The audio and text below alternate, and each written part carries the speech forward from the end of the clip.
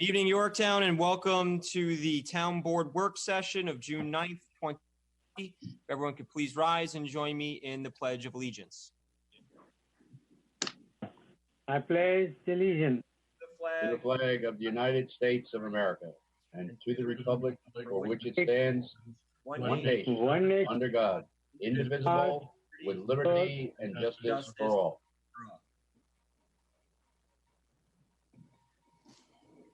Please join me in a moment of silence, remembering in our thoughts and prayers all of those serving overseas, all of our frontline workers and first responders who continue to voice their concerns and their desire for an open and equal society.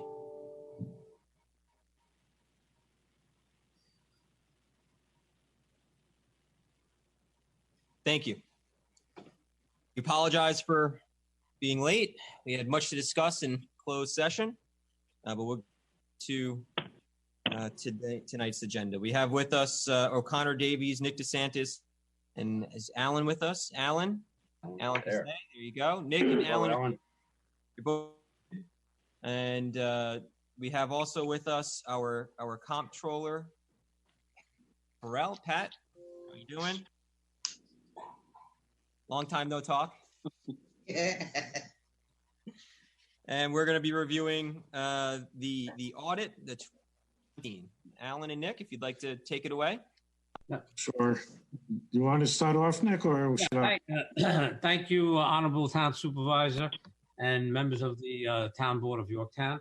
I'm Nicholas DeSantis. I'm here with Alan Cassay. We're both partners with KF O'Connor Davies, and we're here this evening to present the financial audit for the town for the period ended December 31st, 2019. You've all been provided with a separate handout as well as a spiral-bound audit report. And I think what Alan and I are going to do, we're going to start with the separate handout. Does everybody have that few pages available to them? Mm-hmm. Yes. Good. So essentially, you've engaged our firm to audit your financial statements for the year ended December 31st, 2019. And we've expressed our opinion in your financial statements. We've given the town an unmodified opinion, which essentially is the highest opinion that you can get. It's also, in layman's terms, referred to as a clean opinion in all financial respects. I'm going to have Alan take you through the details of the audit, and perhaps if time permits at the end, we'll speak a little bit about the interrelationship between the 2019 audit and your 2020 adopted budget, because we're certainly in some uncharted territory in 2020, as everyone is quite familiar with. One of the things I'd just like to say is that the town is in excellent financial condition. You've managed your finances very well. And with that, Alan, I teed it up for you. Okay, very good. Okay, in your handout on page 3 is the audit results, and as Nick mentioned, it was an unmodified opinion. It's a clean opinion. The full auditor's report is on pages 1 through 3 in the bound copy of the financials. You got to remember, you didn't give me a bound copy. They were emailed out to all the town board members.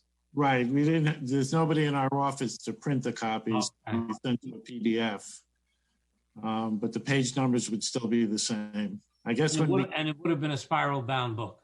Right. When we do get back, I guess if you need the copies, we could certainly provide them for you. Okay. Okay. So turn to page 4. This is a retrospective look at the general fund balance. It's the past 3 years, 2017, 18, 19. And on the left-hand side of the page are the components of the fund balance. You have the non-expendable fund balance, which consists of prepaid expenditures, monies that were paid prior to the end of the year that apply to 1920. You have a reserve for the employee benefit accrued liability, which is your compensated absences. That went down slightly in the current year. In your assigned fund balance category, you have purchases on order, which are basically encumbrances. orders that were placed prior to the end of the year for which you haven't received the goods or services as of December. So that monies are encumbered, and that's 756,000. No, it's 339,000. You've also appropriated 925,000 from your unassigned fund balance to balance the 2020 budget. Okay, last year you appropriated 1,100,000. So out of 19, you took 925,000 out of the unassigned fund balance and using that for the 2020 budget. You also assigned about $530,000 for tax certiorari's. And then the next to the last number on the bottom, the unassigned fund balance is 16,688,000. And there's two numerical typos on the bottom page in the increase-decrease column. The actual increase in the unassigned fund balance is 5,448,000. Total fund balance increased by 5,256,000. So going back to the unassigned fund balance, the 16,688,000, that represents about 54% of your 2020 budget. Okay?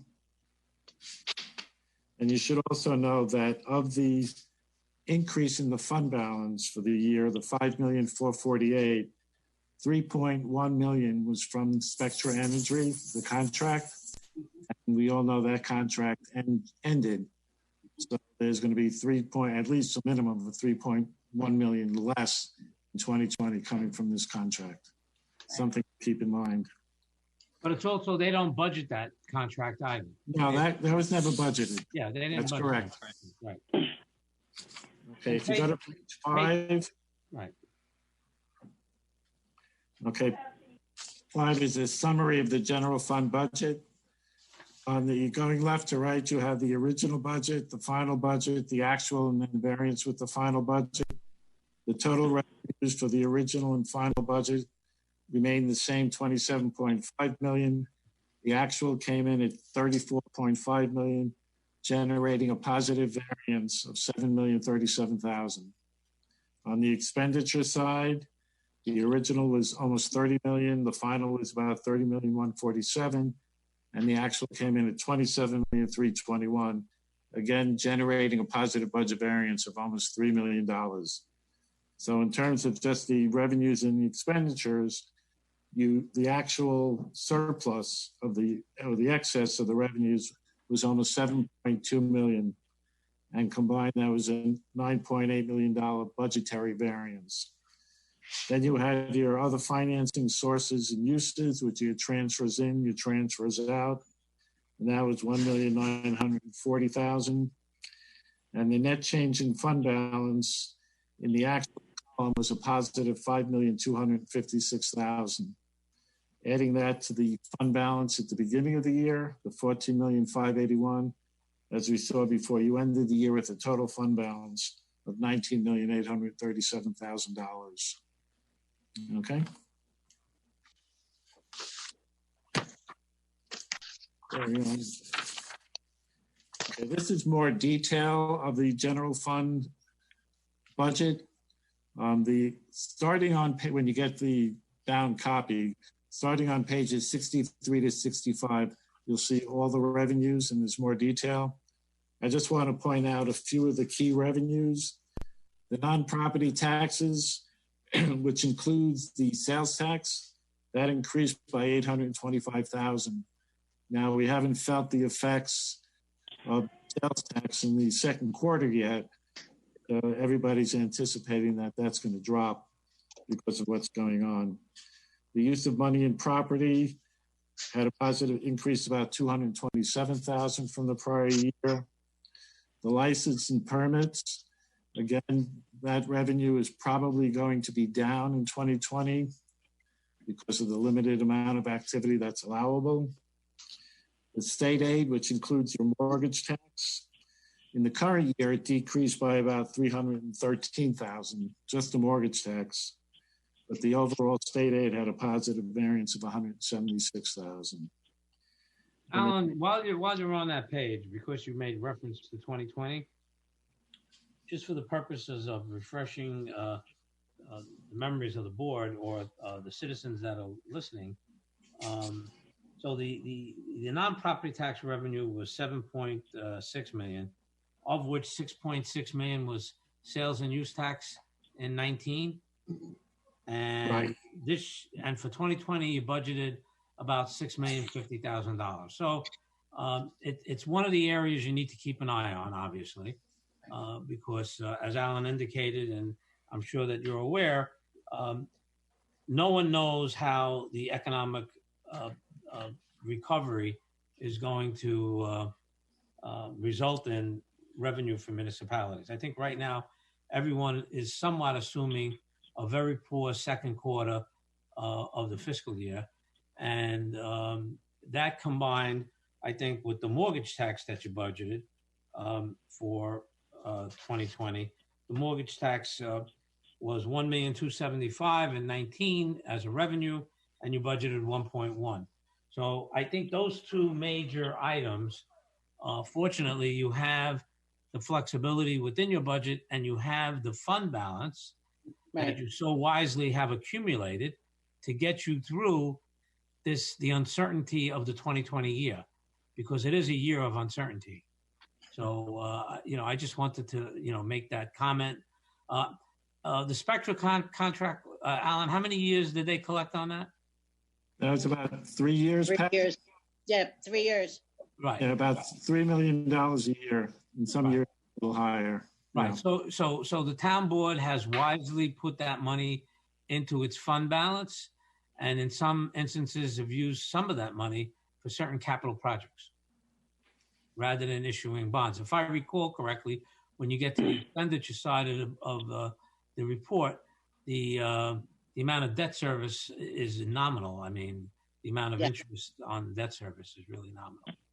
Okay. So Alan, I have a, the fund balance is one-time big revenue. So you got to make sure that we don't close your eyes. Always leave the eyes open and ear also, both together. Okay. It's only one-time thing, It's just a big filet mignon dinner, then you'll be going on a hamburger.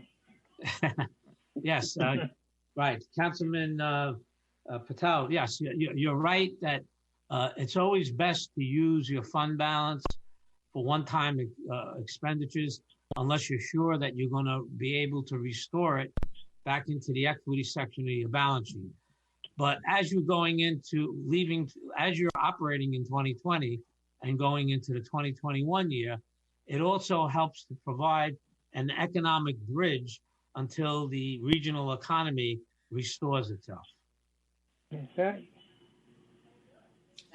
Alan, you're on. Okay, if we go to page 7, here's a look at the general fund budget actual expenditures. And again, the expenditures overall generated a positive variance. Some of the key variances were general government support, $719,000, and that was basically spread throughout all the functions within the department. The public safety had a positive variance of $488,000. And the culture and recreation, which is probably an area that's going to be affected by COVID-19 because the parks and all the recreation activities are not going to be in place this summer, so the expenditures will probably be down. And the employee benefits, the state retirement and the police PFRS, the police retirement, had a positive variance of a little over $1 million. And overall, the employee benefits were up about 6%. So the total expenditures were up 1.2 million, or about 4.2%.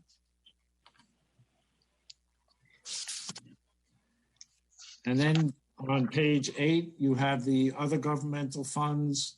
You have the hospital fund, the special districts funds, which are made up of various special districts.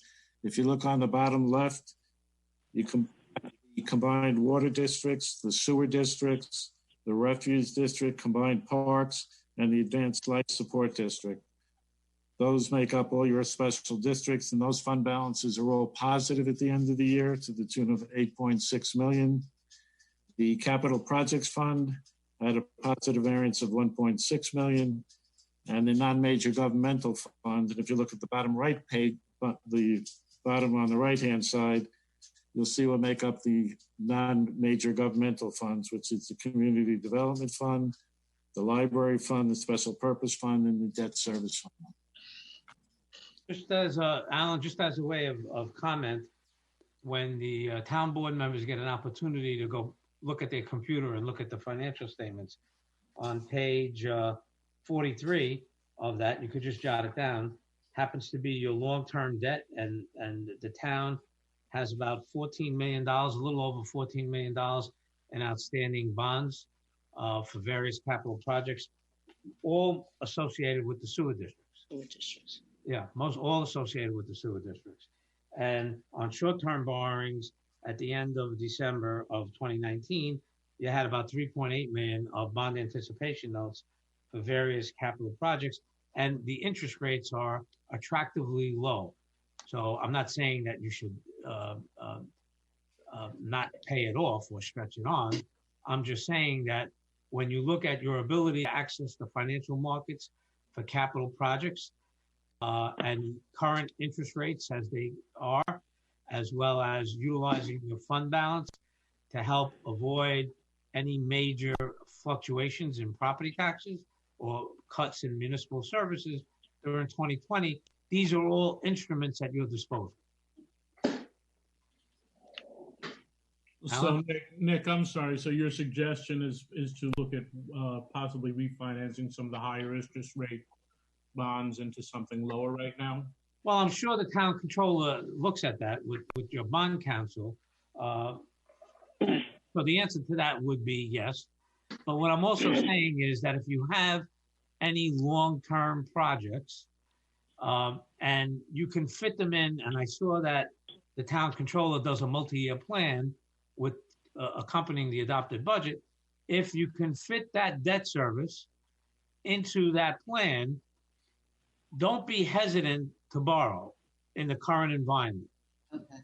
Because you have enough fund balance backing you up. And you don't want to deplete. I mean, none of us know what's going to happen, how we're going to come out of the pandemic, and how the economy is going to react, and how long it's going to get back to full steam. Could happen in a month. It could happen in 3 years. You're going to need that fund balance to get you to that point. But so, can I ask you one question when you have a moment? Yeah, let me just. But you're still going to have to. You're still going to have to provide municipal services, and you're still going to have to improve your infrastructure to encourage commercial development and also to take care of the needs of your citizens. So, again, it all comes in terms with a plan and how the long-term plan fits in with your short-term needs. I also wanted to point out on page 43, Vishnu, one second, I'll get right back to you. On page 43 is your schedule of your bonds payable.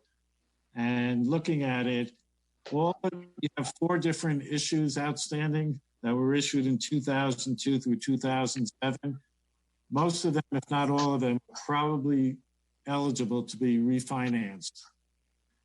Okay, which means that in order to do that, you would do a refunding, just like refinancing your mortgage. You have to be able to generate a savings in order to do it, because interest rates range from about 4.2% to about 6.3%.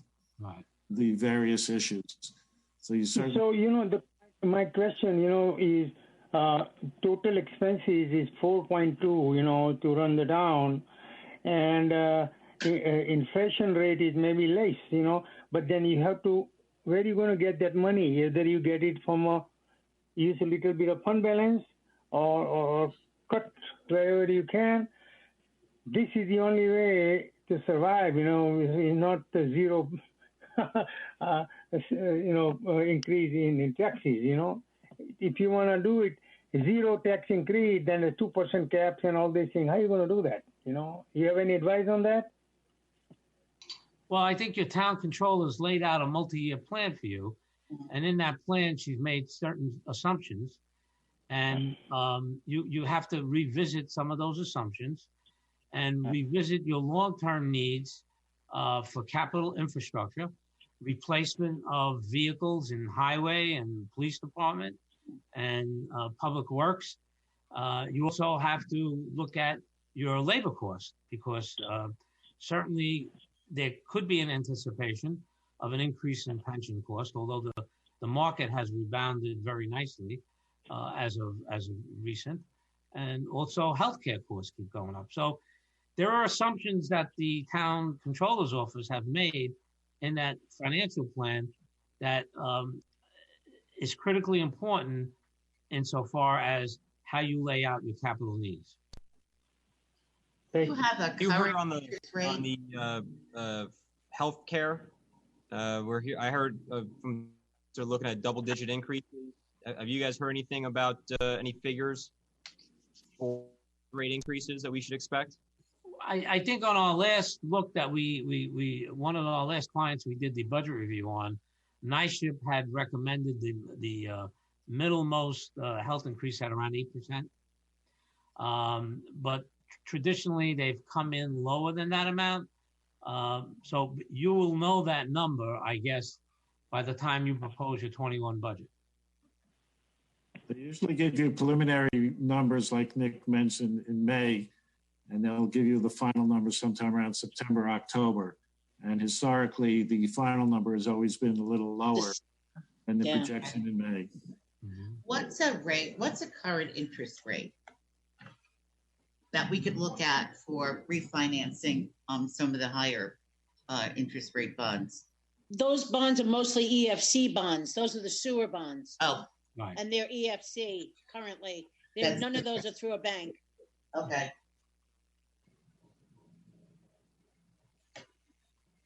Okay. That's not to say, Pat, the Yep. the EFC has They- in the past done some refinancing, right? Yes. Yeah. Yeah, we had a few of that we've had Right. refinanced. Yeah. Over the years. I know they put together consortiums and refinanced Okay. Mhm. when the Mhm. time is right. I know about a month ago, the municipal marketplace was not such a good place because I guess the market there was a lot of uncertainty in the market with municipalities with the loss of revenues. I think it is stabilized now, but your financial advisor and bond counsel could probably give you a better idea of what's currently happening. Okay. I don't want to guesstimate at it because they do that every day for a living. Thank you. I appreciate that. Okay, then on page 9, we just have some information about some Government Accounting Standards Board, some statements. OPEB was implemented last year. That's for the post-employment benefits for all the retirees and active employees. And in the current year, there was a new GASB pronouncement number 84, which basically eliminated the agency fund as we've known it in the past, and now it is a custodial fund. So in 2018, the biggest amount you had in the agency fund were various deposits that the town was holding. Those have now been reclassified and they appear in the general fund. The only thing that's going to appear in the custodial fund is the taxes that you collect for the school districts, because basically that's not your money. You're a custody agent for those funds, and that'll be remitted over to the school district. And that was the big change in 2019. So, Alan, I don't know if anyone has any questions, but I mean, the town's financial condition is in very good financial condition. Just say only good, not very good. This way, people will say when the bill comes, they're gonna complain. It's good, not say it's very good. There would be a lot of towns that envy your financial condition, believe me. Historically, the budget is prepared on the revenue side very conservatively, which certainly contributes to the situation you're in right now. We have a good controller. She keeps in really eye every minute, Thanks, Vishnu. We're going to need the money. Very good comptroller and great finance team. Gentlemen, is there looking of uncertainty, as you called it, any thoughts on tricks that we might be able to help mitigate the hit that we're looking at right now for 2020? Obviously, sales, mortgage tax, most of our revenue lines are dry. Just curious if you have some of the other municipalities. You don't have a whole lot of flexibility in the services that you provide to the town. Again, I guess I would be cautious at what I spend this year until you have a better idea of the numbers that are coming in. There are certain things that you have to address, though, obviously. And we all know if you let infrastructure go, it costs you 2 and 3 times as much if you let it go. So, I'm sure Pat is going to be monitoring the sales tax collections and see what's happening with mortgage tax. Absolutely. Yeah, it's going to keep you up at night for a couple of months to go. Absolutely. Oh yeah, you said it, Nick. You said it. As well as the expenditure side of the budget. Yeah. That The only Stevie's thing right the only thing that I would say, and is if you continue to manage your town the way you have, you will get through this 2020 year. Okay. Thank you. Thank you. No pressure, Pat. No, none. None at all. We got a finance team upstairs is one of the best, absolutely, if not the best. So Thanks. we have a lot of Thank you. confidence. We appreciate that. Thank you. So I think we're done. We'll just have to get you a nice bound book, but you do have the report and our opinion on your computers when you downloaded the financial statements. But we'll work with Pat to get you. I think our offices is physically opening up July 6th, Alan. I think that's the I date. suppose possibly. I mean, that was the date keeps moving, but as far as I know, that's the date. But Yeah, well, I think phase 2 allows the offices to open up with limited staff. I think Right. that does. Yeah. I'll get you that bound copies. I'm not worried. I'll track you down. We can't call you guys essential. To me, they are. Thank you. But if anybody Alrighty. has any questions, you have all our contact information. Just We free to get. appreciate it. Thank you very Very much. welcome. All right, stay You safe, gentlemen. stay healthy. Hey, Nick, you. take care of that arm. You're gonna Thank miss you. the whole golf season. I am. I'm gonna miss I'm missing the summer. I had to do the rotator cuff again. Oh, Oh, wow. take care of it. And, But I'm already 3 weeks into it, so I'm all right. all right. And Alan, make sure you get us those bound copies. We can't afford our own this year, the way things are. I'll get you as many as you need. Nick, Good that's enough. a nice sling you got. Yeah, thank you. All righty. Thank Thank you. you very Good much. night. Have a good night. Thank Good you. night. Good night. Okay, we are going to move on to Illington Road, Russell Secor. Thank you, Pat. Thank you, Alice. Yes, Bye. thank you. You might be able to put the money back under your desk now. We are now our town planner, John Tegeter, our town engineer, Mike Quinn. Want to introduce, of course, our town clerk, Diana Quast, who's pulling all the strings for us to make the meeting happen. And while I'm doing introductions, our town attorney, Adam Rodriguez, Councilman Ed Lachterman, Councilman Vishnu Patel, and Councilwoman Alice. My apologies for not doing introductions earlier. With us again tonight, Russell Secor, his project on Illington Road. This is a discussion for an MS4 stormwater management and tree removal permit. Mr. Secor?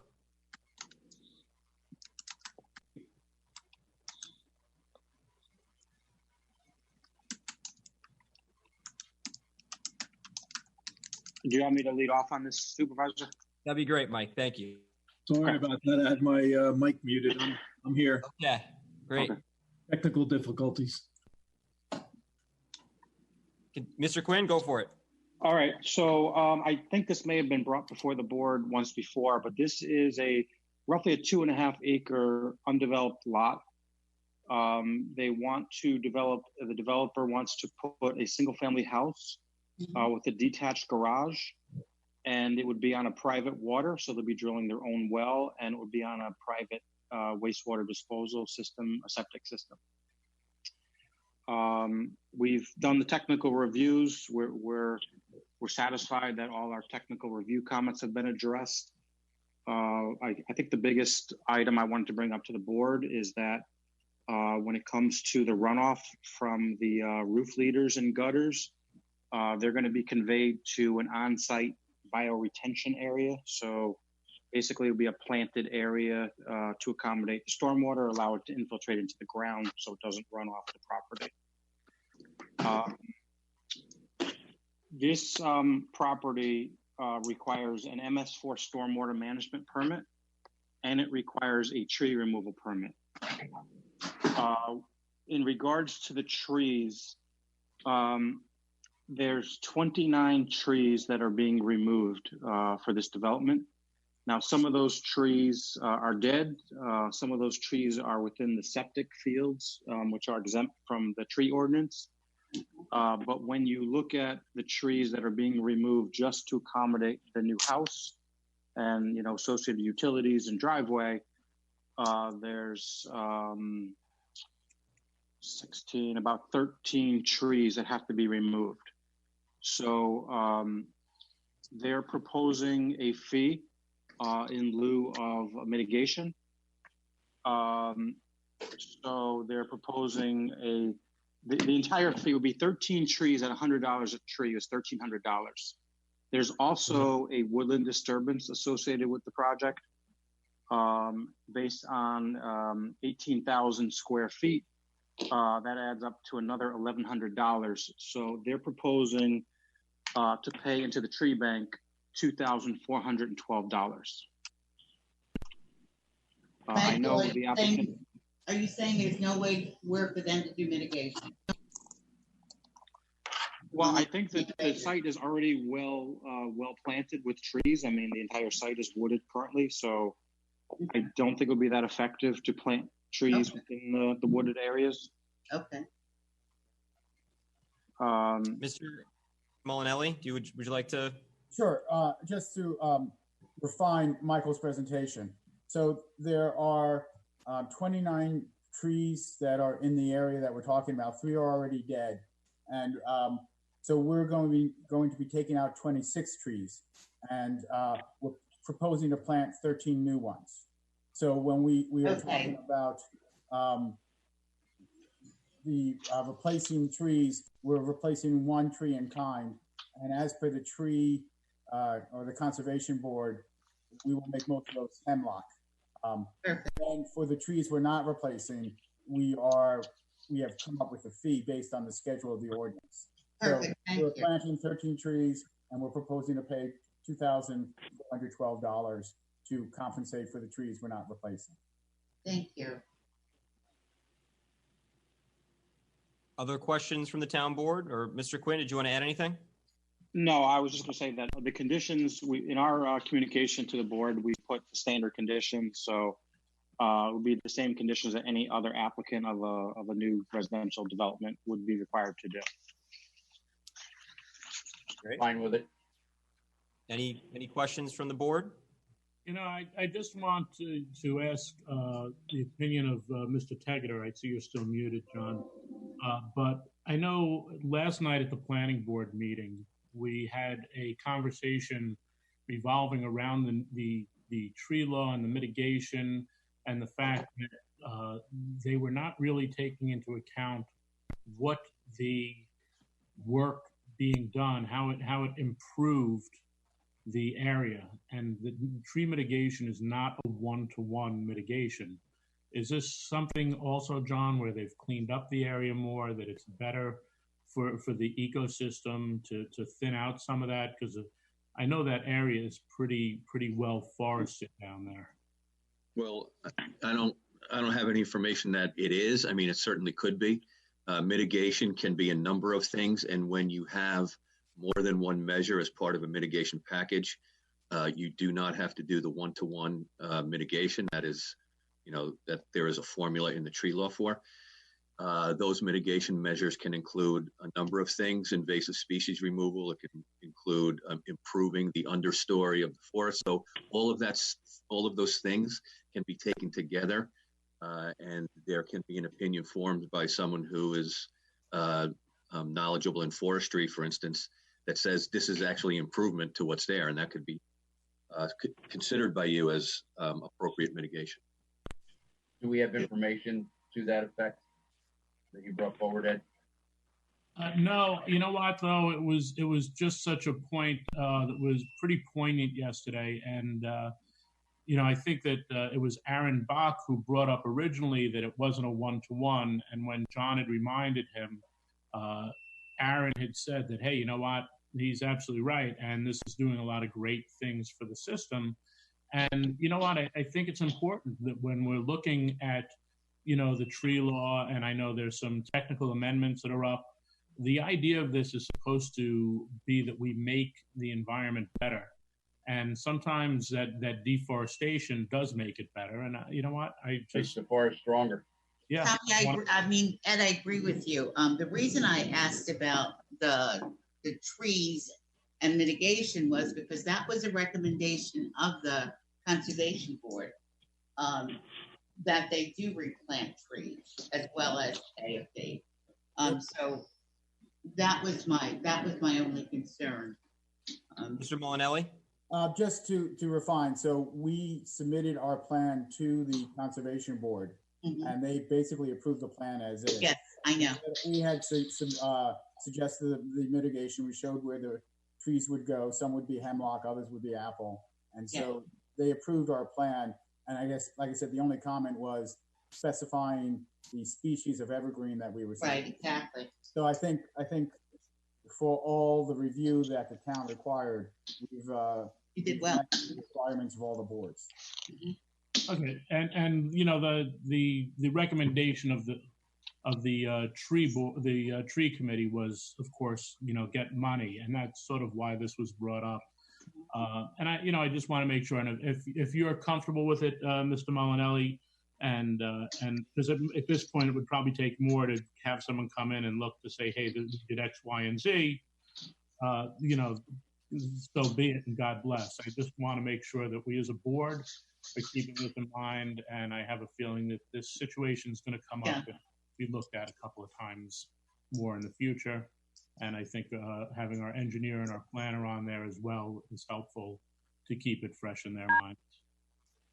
I think there'll be other opportunities for us to discuss the tree law in greater length and detail. Yes. I do want to our town clerk. I don't know if there was anyone from the public who may want to, it's a little out of school, but we did notice some folks in the neighborhood that we would be discussing this. Is there anybody who would like to comment on that? No, I haven't received any requests. Great. Any other questions for the board on this application? No? Okay. Nope. All right. Ecor, Mr. Molinelli, thank you very much for your time. We appreciate it. Thank you. So I'll prepare the approval resolution for the next meeting. Yes, Mr. Quinn. That would be great. All right. Thank you. All right. Thank you both. Appreciate it. Thank you. Thank you.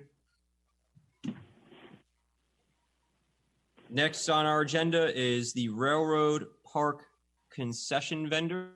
We have our town planner, John Tegeter, as well as our town attorney, Rodriguez. Mr. Tegeter, do you want to provide a brief update as to where we stand with the Railroad Park, the station at Railroad Park?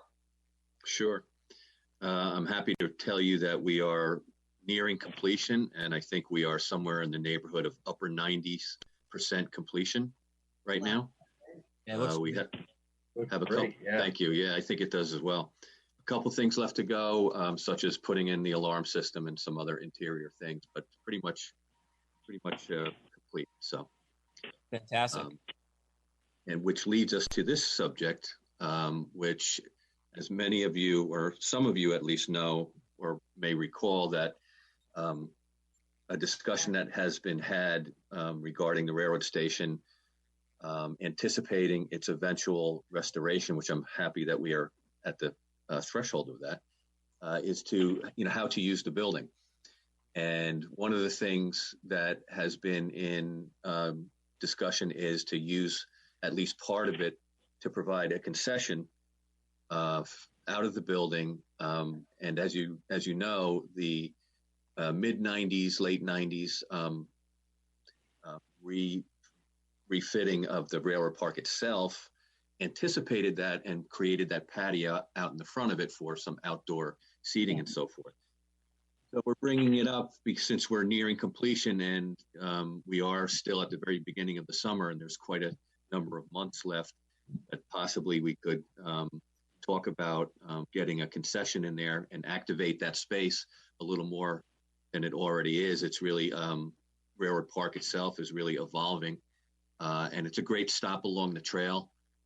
It's a great stop for anybody just in town, and I think having a concession in there would also be a benefit and a help to the attraction of the Pines Bridge Memorial statue. So very, very popular, as we've been seeing more so during COVID-19.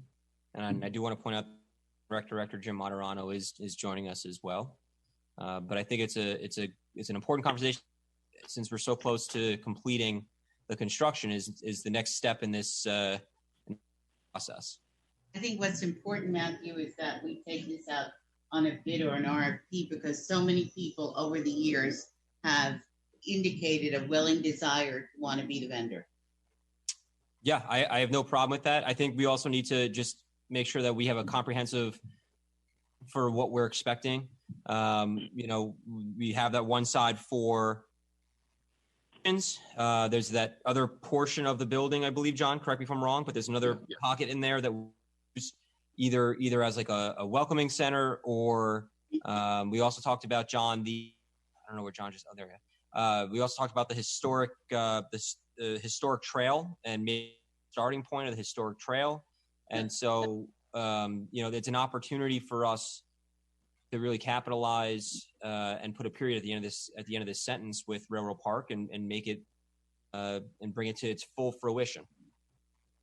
Absolutely. And the three rooms, the station consists of a whole three rooms.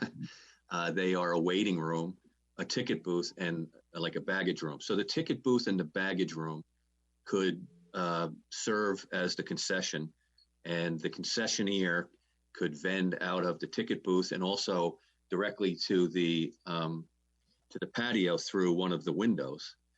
Whereas the waiting room could serve as it's a way for people to actually go in and experience the building, its interior architecture and so forth. And also we can have historical displays in there that can be rotating. You can have some marketing information for businesses in town, such as the bike shop, the pizza shop, kind of like a You Are Here thing, since there is possibly, I would believe, plenty of people that ride by Yorktown Heights on their bikes, but don't know enough about it, where to stop possibly. And the other thing it could be, I know the museum has actually I think a great exhibit. When I was up there, months back, they have a great exhibit specifically on and where it went through and where it went to. And so I'm sure there would be pieces of or other items that they have that we could bring down into the station as well to show the history. Absolutely. They're waiting for John to come back to complete his lecture on the railroad. I'd love to. But also it can, just to finish off, it can also obviously be kind of the starting point, and without yet having the additional building level of, say, we had some discussions about the Zeno Barn, it can be the first stop on a historic trail. You can have maps in there that show all of the sites. I hate to use the term sites, but all of the historic places in Yorktown. That could be the starting point, which I think it's a great starting point because the railroad and the Revolutionary War are some of the two of the really major historical things in Yorktown. And we have two items there that actually speak to both of those, the statue and the railroad station itself. So I think on the historic trail, it's almost a no-brainer, just from my standpoint that we've been talking about. This is a real opportunity, and this really could be the catalyst to the completing that historic trail. And again, as a starting point, right in the middle, highlighting two very important aspects, historical aspects of Yorktown. I think it's a no-brainer. You know what? I think it's a great opportunity to bring together before we open the groups in Yorktown, like the Yorktown Historical Society, landmarks, and the museum, because I think that first exhibit that you put there is going to be forever. So whatever we do there, I wouldn't have a clue about what we should do there, but I do think that getting wisdom from some of the people in these groups might help us a lot. I agree, Alice. I agree, it's great. I have a question. Yes, Councilman I have Patel. for John. Mr. Taggart, is there any provision for a restroom and water fountain? Well, if we have a concession, we won't need the water fountain. But of course, one of the other things that have been talked about pursuant to Railroad Park is having a project to get a restroom there. So that is still on the table in the back of my mind, at least. It is mentioned in the comprehensive plan, and I think it's been in our planning section of the capital plan for a while. When we were talking about the Zeno Barn, one of the services that was going to be in the Zeno Barn was a public bathroom. So we don't have one, but I think we should think about it. The other item I just want to raise that I've heard from constituents for Railroad Park, and I'm glad that Jim Moderano is with us. Additional trash bin. Yes. I know that I've heard from not a lot, but a fair amount of people, and this is a real issue that people have raised, is just making sure that we have additional trash bins. Obviously, if you're going to have a concession stand, it's going to be a requirement, but I think maybe we can take a look at park itself and figure out where we can put additional trash bins, because especially we're using the trail, the trash bin in front of Trailside Cafe continues to overflow. Jim, I call you almost every other day. But if we can maybe take a look at the whole park itself and the best place and to put additional trash bins where I think it'll go a long way. Certainly Sparkle Lake, look at additional garbage cans there as well. Agreed. Yeah. I actually stopped by the email from a constituent this morning, speaking about the same thing. Additional trash bins over at Sparkle would be very helpful. But I have another thing to ask. How about the electronic monitoring, some video, something of the monument and the new building, renovated building, railroad station? We should have really good, surveillance devices over there, really, because there's too many people come and go, and we want to make sure that nothing is vandalized there. We talked about that, right, John? I mean, that was early on. We talked about the alarming and the video surveillance and so forth. Yeah, exactly. So the contract for the restoration of the station itself required an alarm system, an interior alarm system. So that is going in there. That will have a camera. It will also have some motion detectors, as I understand it, as well. I am trying to also add at least 2 exterior cameras that will capture the railroad station. It will also, I believe, given where we're placing them, will capture part of the Pines Bridge Monument. We may need an additional camera, but I don't know what the funding situation is right now. We just had our auditors on, so yeah. they gave us an up. Yeah. My take on that was it sounded pretty positive. So. Well, better we talk about putting it there now. Better earlier than later. Yeah. But I think obviously the cameras make sense, especially considering what we went through in January. Yeah. With the vandalism in town. Obviously, having additional cameras for our to use would have been very helpful in that situation. So I think it makes a lot of sense for a lot of reasons. Yeah. Well, let me just tell you what I'm considering right now with the completion of this. There are a couple items left. As I said, one is the alarm. The other one is the setup of there was an old stove. I don't know, the stove would have to sit in the middle of the room, and then there would be a stovepipe that goes up high and then goes into the chimney about 10 or 12 feet away.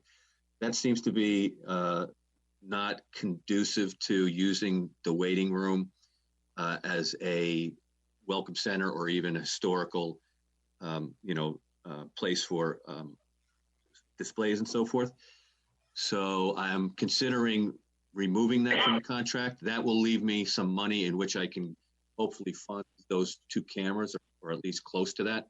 So I'm hoping to do it without too big of an increase or no increase at all. That's my attempt that I'm working on this week. So. And the stove, John, what would we do with that? We put it in the museum maybe as part of the railroad station restoration, so people can view that. What was it? That's what was in there, but it was moved for obvious reasons. Yeah, it was in there. It was in several pieces. It needed some work to itself. It can go to the museum. It also can go closer to the chimney that's in this building already, but we wouldn't, in other words, it wouldn't be placed where it normally would have been placed from a historical standpoint. Mm-hmm. So I would rather not see it in the middle of the room where it really becomes, an obstruction. Right. So those are the 2 places that I think it makes sense for that. Okay. So moving forward with the whether we want to do an RFI or an RFP, do you be able to provide Adam or partner with Adam to draft an RFI to see what kind of proposals we get back, and then the board can make determining factor in determining decisions from there in regards to the concessions? The concession stand? Are you asking me or the board? I'm asking you, John. Oh, yeah, definitely. I'm happy to work with Adam. The Parks Department does concessions at the pool, so we have something to dovetail off a little bit. So I think we're in good shape, good starting point. I've seen those documents. So, yeah, I'm happy to work with Adam on that. Great. Any other questions from the board? John, completion. John, what do you think the completion is going to be? About another month or so? No, our contract, our time frame here ends July 2nd. July 2nd, okay. I think we're going to be done before that. So. Good. Okay. All right. Just want to say, great job, John. I know you've been chasing this tiger's tail for a long time, and a very long time. I'm very thrilled that we got it done, and I thank you guys for sticking with it. Well, no, that's it. Really to show the determination, the love of one person to really make sure this project got done. I lay it all right in your lap. So fantastic. Thank you for keeping us honest on that. Thank you. I appreciate that. It's the love of many, really, but I appreciate that. Thank you. Thank you, All right. Thanks, John. All right, we're going to move on to the next item, which is an idea of a farmer's market. And again, we've got John Tegeter, we've got Jim Moderon, we've got our town attorney, Adam Rodriguez. I believe Sergio Esposito wanted to join this conversation. I don't know if he's coming in.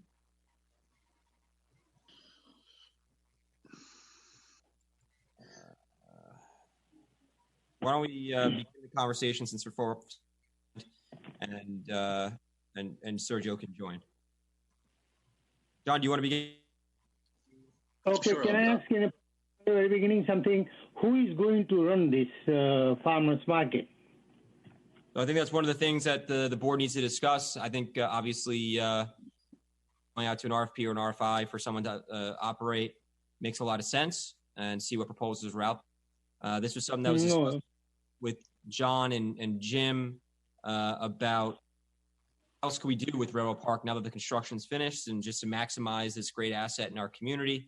And a farmer's market was something that we had discussed. So John or Jim, do you want to provide some information on? John, you want to go? You can go. I'll follow you. Great. So yeah, actually, the conversation started with Ed. We talked maybe 2-3 months ago with how nice it would be to have a farmer's market in the heart of town, right near the railroad station, and it's a beautiful backdrop for an area where we could have a farmer's market with the security cameras that will be in place. and the people that just walk through that area on a daily basis, it'd make a lot of sense. So the vendors will come, and where do they put the display of the produce and fruits and everything else? And the second question is, are we competing with the Meadows Farm and local, the grocery stores and like that? Because the Meadows Farm, it will be affected, and we should let them know that we are planning to do something like this.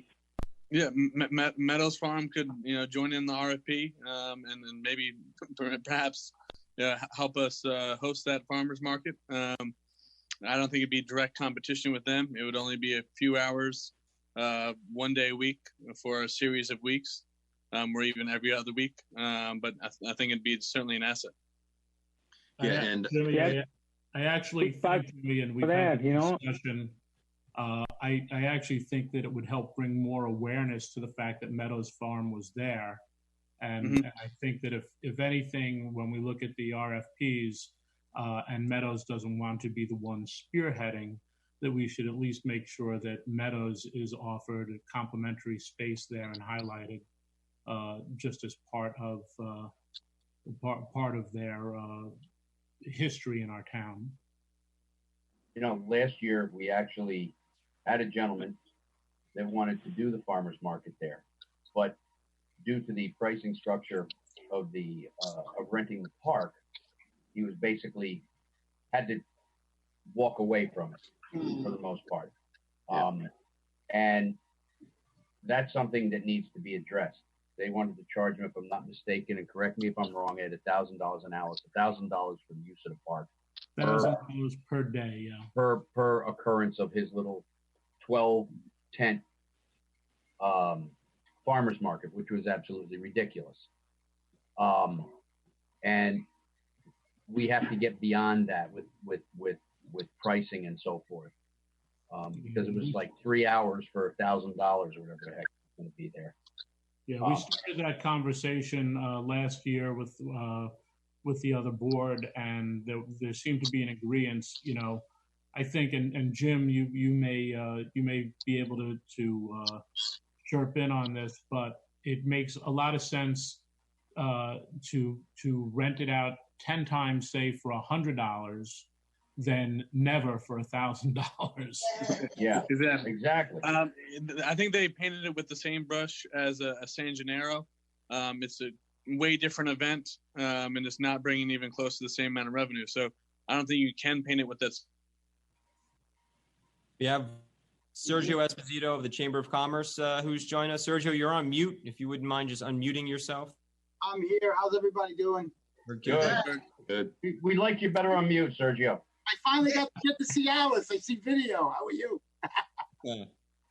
Sergio, did you want to provide some? When I know you reached the farmers market, did you want to provide some feedback for the board or? Sure.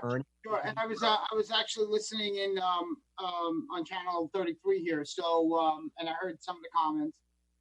It's actually an idea that started with the previous supervisor, Lanny, and he actually approached the chamber and he wanted to do something in Community Park.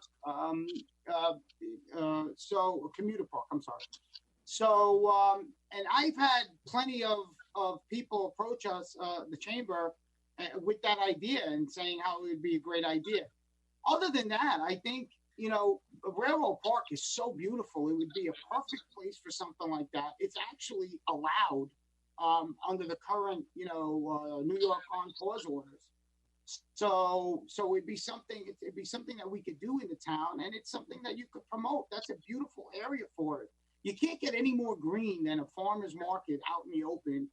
I know that one of the comments that was mentioned was Meadows Farm and competition. We live in the United States, it's competition with everything, but he would be able to join in. And not only that, you'll also pull in all the farms in our area that might be interested in coming and setting up as a vendor. I mean, so if you could pull all the other green spaces that we have to come in, I mean, I think it's a win-win. And a lot of people are for it, asking for it. Okay, can I make it along with that one? Yes, I have a one. Yeah, back on me, Councilwoman Roker. I know that. I know that. Hello. What's on your mind here?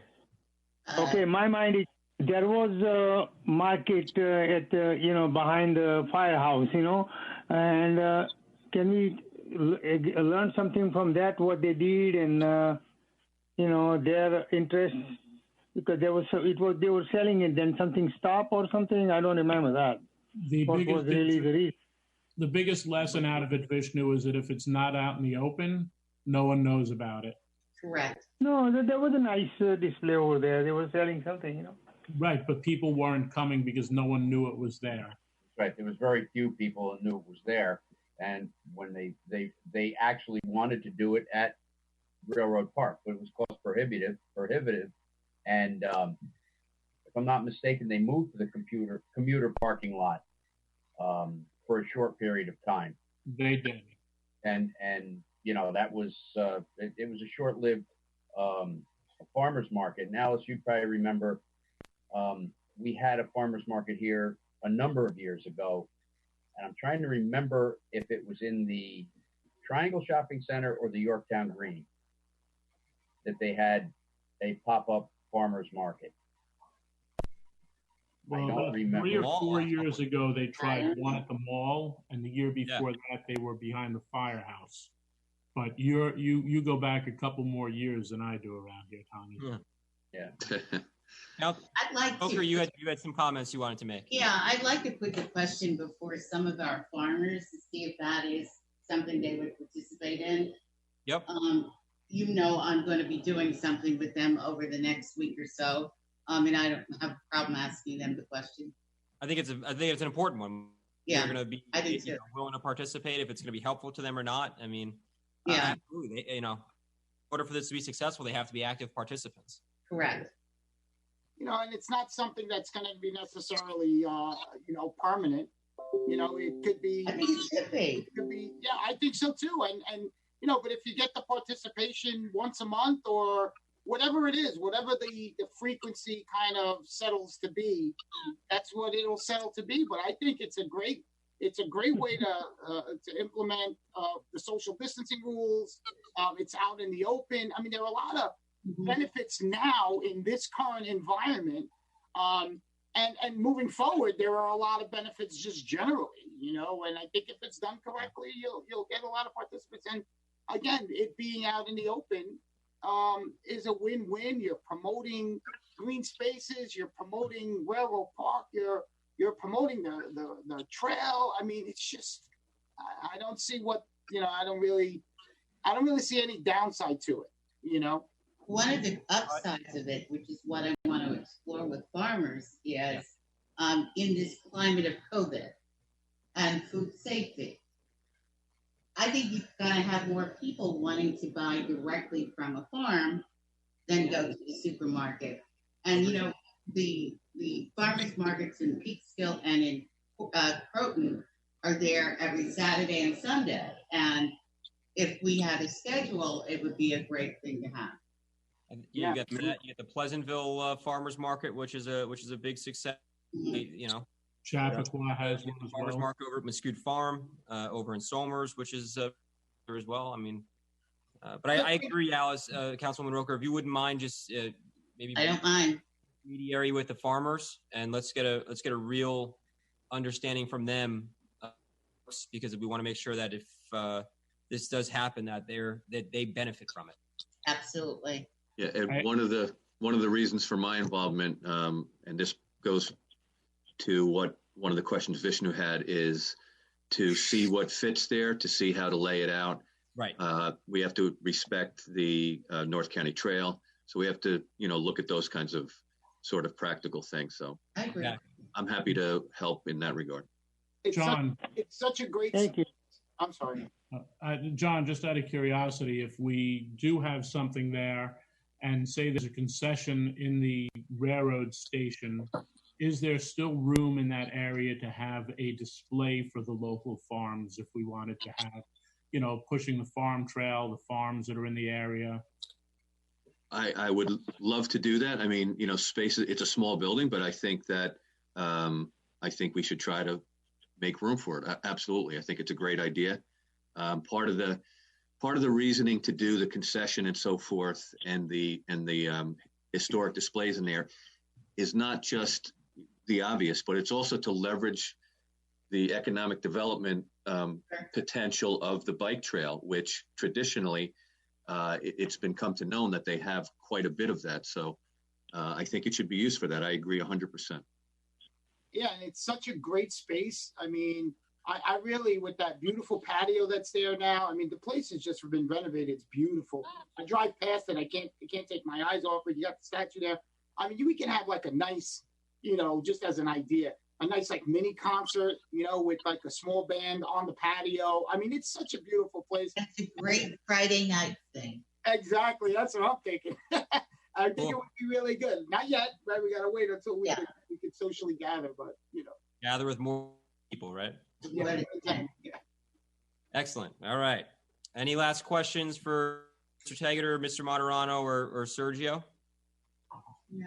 Board? No? All right. Then why don't we come back in a few weeks with a more once council talk to the farmers, and we can circle back together and determine the next steps here to make benefits from it.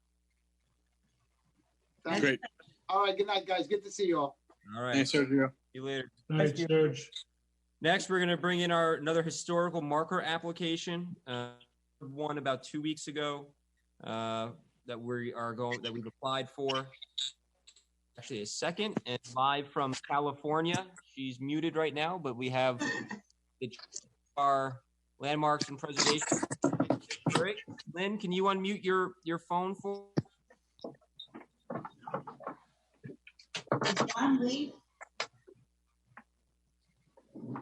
Here. There you go. We can hear you now, and now we just can't see you. Okay. Sunshine. All right. Well, let me let you know it's 85 degrees. So. 85 here too. 85. Yeah, about to say we have one of those days too. So. Okay. Good. Why don't you introduce us and we'll hear the presentation. I have to restart my because we're having technical difficulties on my end, so I'll be right back. So should I proceed? Go ahead, Lynn. Okay.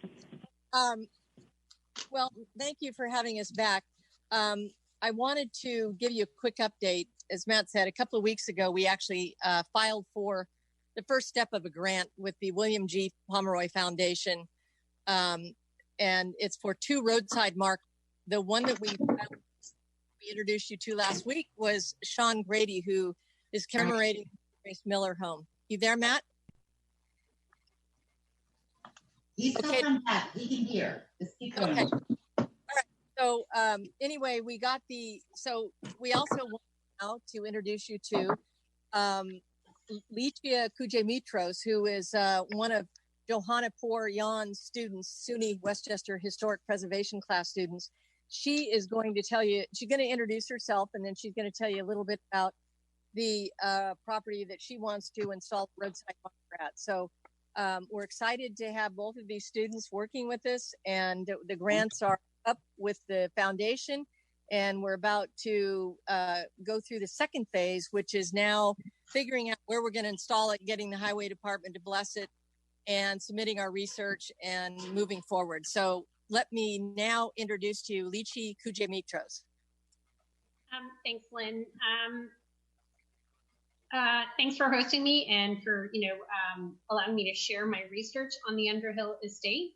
As Lynn mentioned, I was a history teacher at Soundview Prep, and as soon as I found out the school was closing, I applied for a graduate program that's going to start in the fall in museum studies with the City University of New York and the New York Historical Society. And as she mentioned, I'm in the historic preservation program through Westchester Community College. So this all came about as a research project for that class.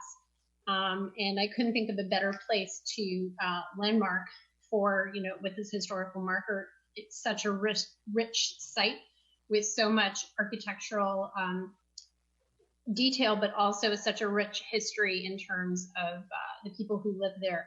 So I was just going to talk a little bit about the house itself. I mean, I know you can see it from Town Hall, but you have a really an important gem that has a colonial beginning and a Victorian extension. You have methane gas lighting on the inside that, you know, was recently transformed. You have beautiful fireplaces of colonial and both Victorian nature. You have ornate woodwork. You have a carpenter studio. You have a chapel with a bell. It's a beautiful property. But I was really impressed with the history of people who lived there and who were really some important Americans, both, you know, internationally when I tell you the story and when I explain to you locally who they were. It's incredible that we didn't know more about them. You know, I didn't know about them when I worked there. Internationally, this Underhill family is one of the American colonial, you know, founding families of the United States. The patriarch of the family worked for Queen Elizabeth. He was a cadet in her military, and he came across with John Winthrop and basically helped start the Boston Militia. And his dates basically correspond with the founding of the U.S. National Guard. And this guy, you know, goes on to have a very important career in American colonial history. You know, he definitely fought lots of natives, but, you know, he also becomes a governor of Dover, a sheriff of Flushing. He becomes a magistrate, and he marries a woman who's important for her family, helped basically establish the First Amendment and religious freedom and worship. And it is Captain John Underhill's son who eventually moves to Westchester, Nathaniel. And, you know, he's involved with, you know, the land of Westchester, and he basically, you know, is an important farmer. His son, Abraham, is the one who basically starts the Underhill property. And he's, you know, he's known in history because he introduced the iron plow to Westchester. So we know you know, how important our, you know, agricultural beginnings were. He's basically going to start and invest in land in different parts of Westchester. He has some land in Somers and some in Yorktown, some land in Pennsylvania. And his son is born on the property. And it's his son that is really the big Underhill that we're going to talk about. Edward B. Underhill, he's a gentleman farmer, and they have all kinds of crops. And, you know, you have cattle of, you know, the finest degree, and they're really recognized for, you know, the animals that they have on their farm. But he's also, you know, he has very humble beginnings in terms of his education, but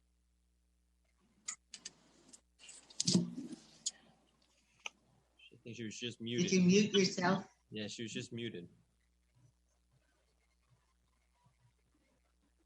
You're okay, muted. there we go. There you go. Okay. So he basically collects minerals. He basically, you know, has some really interesting minerals that, you know, are bequeathed to Amherst College. He realizes the value of science. He will invest in, you know, railroad construction. He has invested in railroads like thousands of dollars, you know, everything from what we would call the High Line today to the big thing that he had contributed to was the New York Central Railroad, the Putnam Division, the old Put. But I mean, he'd invested in lots of different railroads. He's basically the vice president of Yorktown's, he's a rep for Yorktown for the Westchester Horticultural Society. He has people coming from magazines to basically get information on drainage and trenching, you know, because the farm was really known for that and the clearing of rocks. And he's a collector. So not only does he have this important fossil collection, but he has Native American relics, and he, again, you know, collects all these things, and he does, you know, give them to other organizations upon his passing. When he dies, there's 186 people that show up to hear the reading of his will, okay? Wow. And they're not just family members. There was a lot of people. He left lots of money for the construction of local schools, and part of that is the Oakwood School. Eventually, that's where I was able to trace the funds. He left money for the building of a town hall, which was based on the description where town hall is today. He wanted the money to be matched by the citizens of Yorktown. He left money for the construction of churches or a church, and he really left it open. It could have been of various denominations. He left money for the Society of the Blind. He was blind the last 10 years of his life, and Edward Keir goes to read to him, and he leaves money for, the Society for the Prevention of Cruelty to Animals and for children, welfare for children. He mentors Edward Keir, and, I'm sure you all know Edward Keir goes on to be the Yorktown supervisor, town clerk, justice of the peace, justice of the Court of Sessions, the county registrar, and in his own, in the more private life, he is the founder of the Yorktown Telephone Company. And this was his housekeeper's son, who basically inherited a lot of his money. So you have a man who, was really devoted to his community. He was a very active citizen. He left a lot for the community upon his passing. And it is amazing that, this building, has all this history attached to it. So I tried to do that really quickly. I don't know if you have any questions. You have a gem in terms of colonial American history, Victorian architectural history, and just American history in terms of, a founding member of, Yorktown history, but also, this connection to American history from his, his extended family, basically. This family is connected to more modern day people like Senator or former Senator Kerry. I was able to find a connection also, Tom Selleck, and, they have a destroyer, that has the Underhill. This is a very major American colonial family. So thank you for listening to my I didn't know all of this, and I worked at that school for 3.5 years. That's great. I'd like to share something with you. Sure. Our town has done 2 exhibits on the Underhill family, and they have actual artifacts from the family. So if you go into the museum and speak with our curator there, she could provide you with a lot more information. I did get a lot of the research for my presentation from the museum in Yorktown, and I know his painting from our school ended up, the original painting ended up there, so I'm glad it's in safe hands. I actually had a question since we've been dealing with issues with some of these colonial pocket cemeteries. Did the Underhills have a cemetery on their property there? Is there anything? Not that I was able to find on the property. Most of the Underhills are buried further south in Westchester. There actually is a cemetery that had been moved, and it's near, I can't remember if it was St. James Church. They were relocated at one point, but the one in Westchester is further south. The big one is located in Oyster Bay, and President Roosevelt actually was there for a big obelisk, ceremony for Captain John Underhill in the turn of the last century. So, he lived in Oyster Bay. These were his neighbors, and the Underhills got a huge land grant for helping to organized like a peace talk between the British and the natives there. I mean, there was a really dark side, to what happened with Captain Underhill and Native Americans in Bedford and Mystic and Pound Ridge, but that was the more positive part of Lang in Long Island. Well, you just piqued our supervisor's interest because he's a big Teddy Roosevelt fan. Big time. Absolutely. Question for you. I've been on the property a few times, and speaking with Tom Curley, there's this rumor about Underground Railroad remains. Yeah. Anything there that you could touch upon, or Sure. is that the myth? Or? I looked at his will. I looked at Abraham's will, his father's will, and they did not seem to have slaves listed on their list of will items. Relatives of theirs, extended family tree members did, but that was a cousin Caleb, I guess, had some. But the Underhills of that particular home, they were very religious Quakers, and when the father got married, they were not allowed to be members of that church if they were, slave owners. So, given the fact that he'd left money for, the construction of church, they were very obedient, very religious. And I checked with Swarthmore College, and they had nothing in the records to indicate that. So I looked through the acts of manumission through the Westchester archives, and again, there was nothing with that particular branch of the family.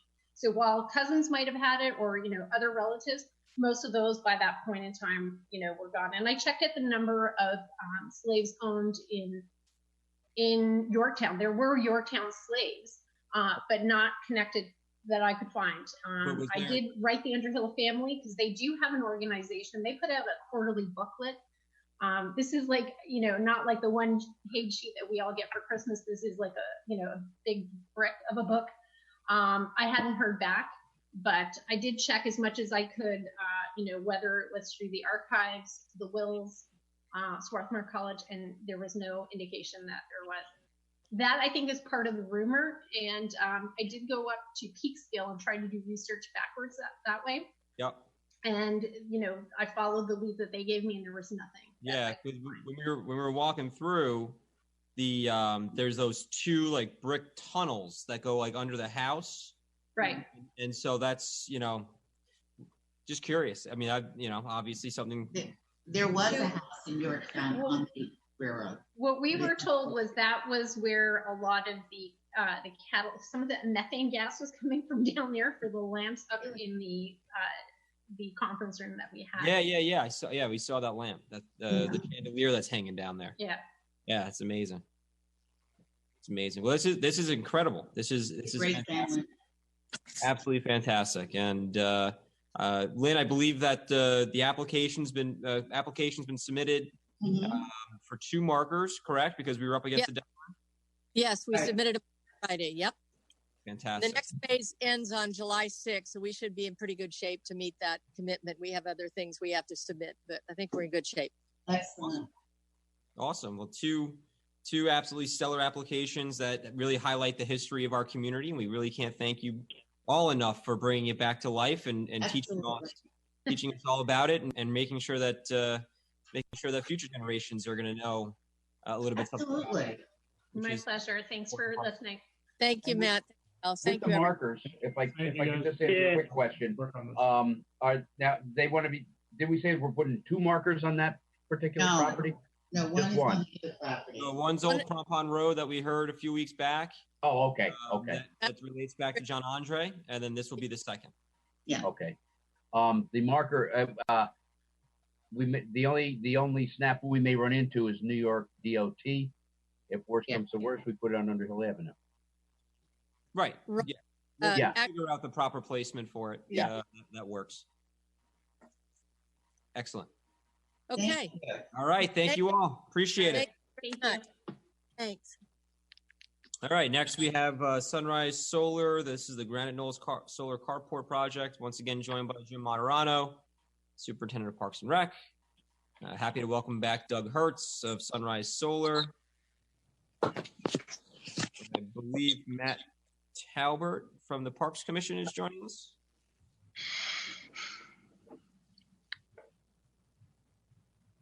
There he is. Commissioner Talbert, how you doing? Commissioner, all set? All set. All right, perfect. So last week, when we left off, we were going to have Mr. Hertz go back to the Parks and Rec Commission. Jim, do you want to provide us, or Mr. Hertz, do you want to provide us with an update as to how that meeting went and feedback from the board, or excuse me, from the commission? Yeah, so we were last Thursday, we were at the meeting of the Parks and Rec where the application was discussed, and we got a positive vote to recommend that the town move ahead with this application. Jim, you can provide more color if you like, but substantively, we got a vote to move ahead. So we're very excited about that. Just as he said, it was discussed after some debate of pros and cons of this project. They voted to go forward with allowing you guys to putting in the solar panels. All right. Mr. Talbert, you had some questions during our last meeting. Did you get satisfied answers? I believe the commission had put forth a bunch of great questions, and I thought Doug had the answers for them, and they voted to move forward with it. Okay, questions from the board? Some of the cons. Or some of the cons that were discussed, Jim? There was a nay. They thought the look may not be appropriate for that site. Solar panels, do they look proper in a park per se? You don't see them all the time. I know Mr. Kaminsky didn't really like the look of the solar panels. Okay. Right. Thank you. Concerned of turning a park into an industrial look, per se. That's an exact quote. Yep. That's a concern. Another question that did arise was brought forth by one of our commissioners was why this wasn't able to go to an RFP.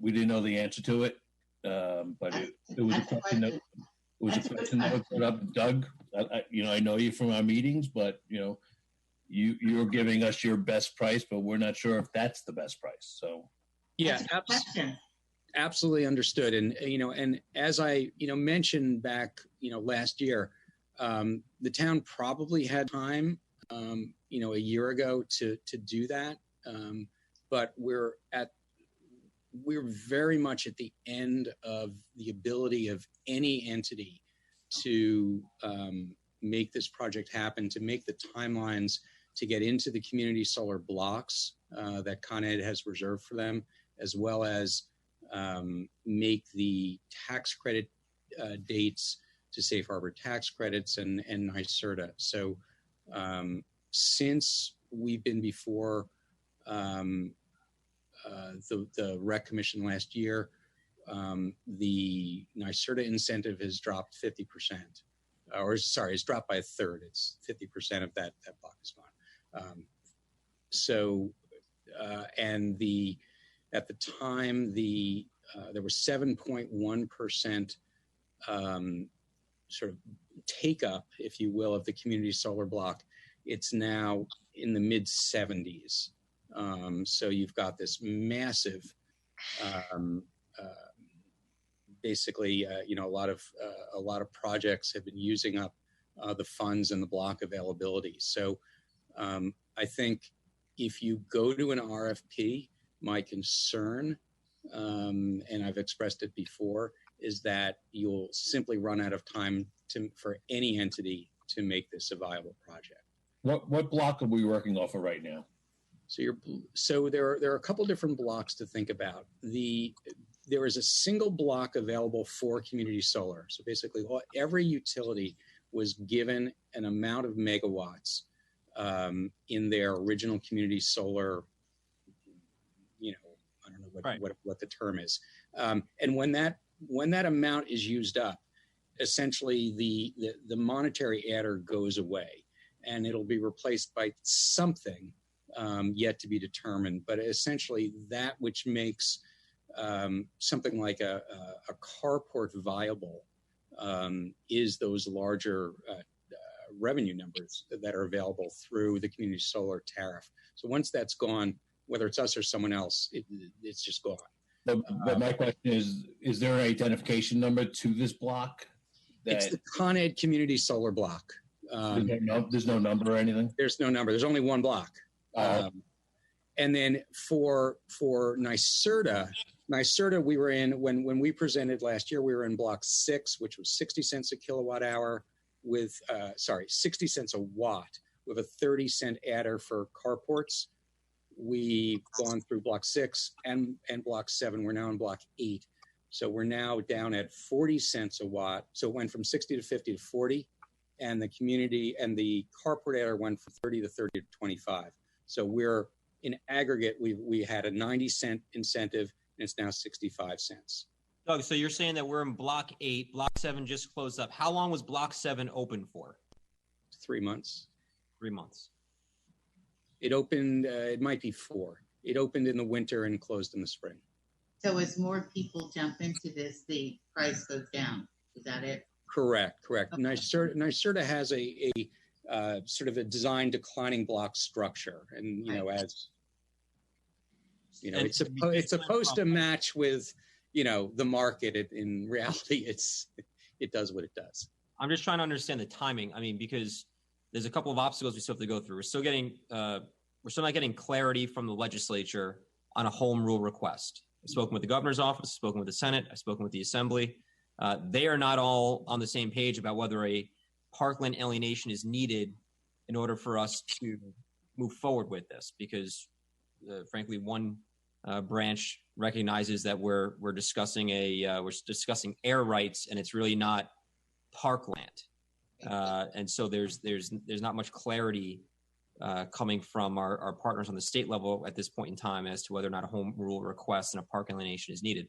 Regardless, the process to get that through still also seems murky because of the current situation with the legislature and their calendar. And I'm still stuck on the block 7 and the timing for block 8.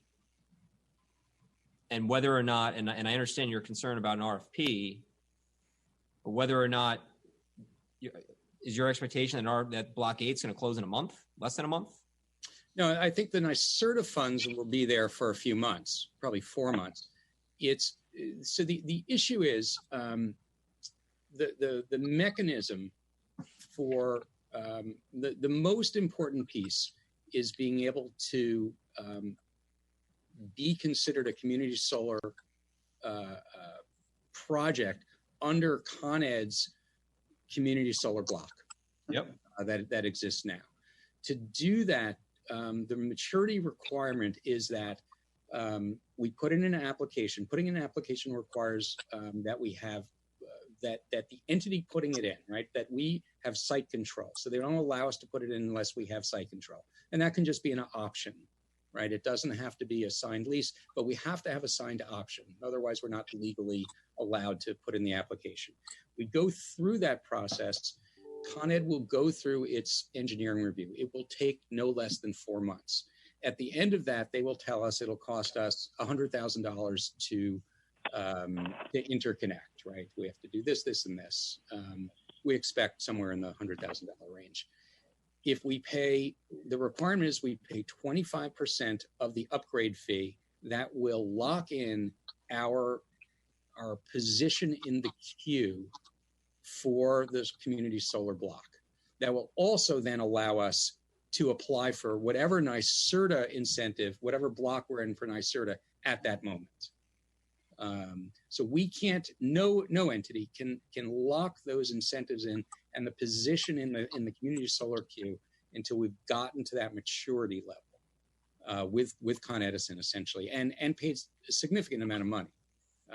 You're going to have to pay the process How many? $35,000, $40,000 at that point. And that all and your estimation is that's going to be like in the next 2 weeks, from what I'm hearing. We could put in the application quickly, yes, but the process, but Con Ed will take its 4+ months to get to that point. I mean, they could not require a CSER, but we've never seen a project of this scope not require CSER. And what happens if you put the application in and the legislature adjourns without? So I don't think this requires an action of the legislature yet. I think this requires the town to agree to option this subject to the whatever approvals are necessary. And there'll be approvals by the planning board and the DEP, and and I'll defer to the town attorney on this, but I believe we can draft an option agreement subject to whatever legal requirements, whether there is an alienation procedure or whether it doesn't have to be, but we can get to that point as long as we're given the option to be able to enter into a lease to complete this, assuming we can get all the approvals. And we know that there's no guarantee of getting all the approvals. That's a development risk that we or anyone would take. Sorry, Mr. Talbert. you came up with I'm going to just call it a guesstimate right now of about approximately $400,000 for the pavement for that parking lot. What if that turns out not to be a true number because your estimates on the lease option reduced because of the cost of the parking lot? Yes. So whether or not that parking lot goes higher than that or lower than that, is there still room to move those lease options so the town's revenue is greater? So the answer to the question is, so just to be clear, I think the number that we had used was about $275,000. We had gotten a quote for about $5.30 a square foot on 51,000 or a little bit over 51,000 square feet. So it was we had ballparked 275,000. We did not ballpark at prevailing, we did not make a request at prevailing wage. That conversation came up afterwards.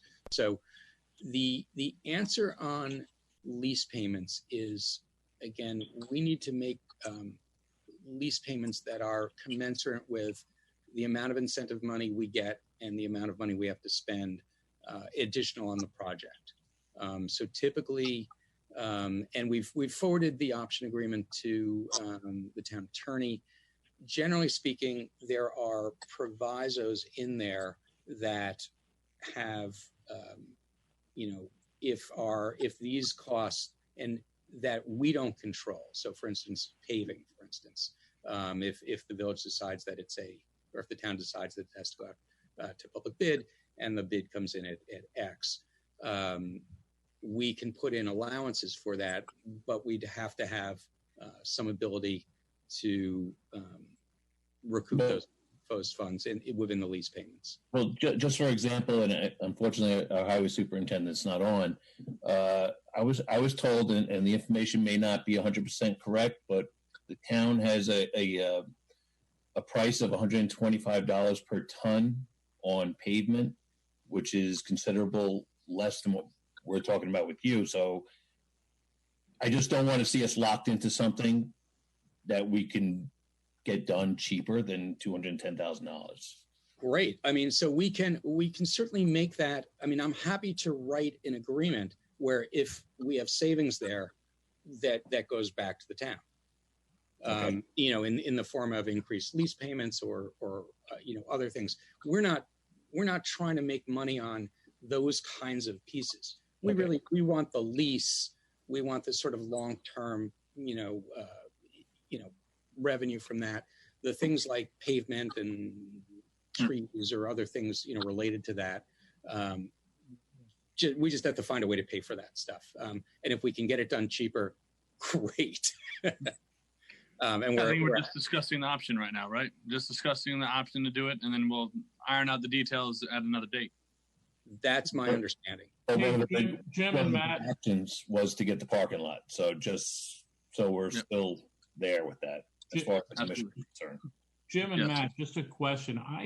For some reason, I thought that we could not pave up there as part of the original agreement. Well, part of the other part of this whole discussion is that the engineer of that site, Joe Rena, would want to see the proposal first before we move forward, because then, as Doug had stated, he's going to have to work with the DEP, and as will we with confirming that we can pave up there.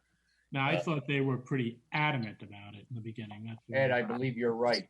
They were adamant about not paving up there, and I don't even believe they were going to allow the pervious pavement.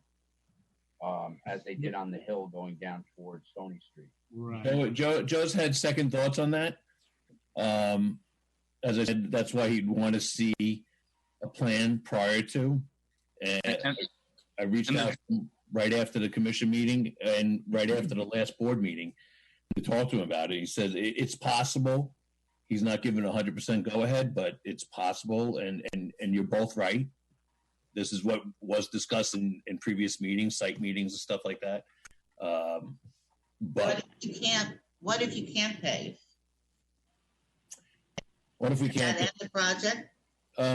If we can't pave, some of the concerns of the commission were that these footings and the stanchions for the solar carports would be in a precarious situation just because of what we've witnessed up there of adolescents driving on the gravel. So that was a concern where pavement seems to slow things down a little bit. You would think it was the opposite, but unfortunately it's not. Pay for may I say something here? Who will pay for the drainage work over there? So the drainage.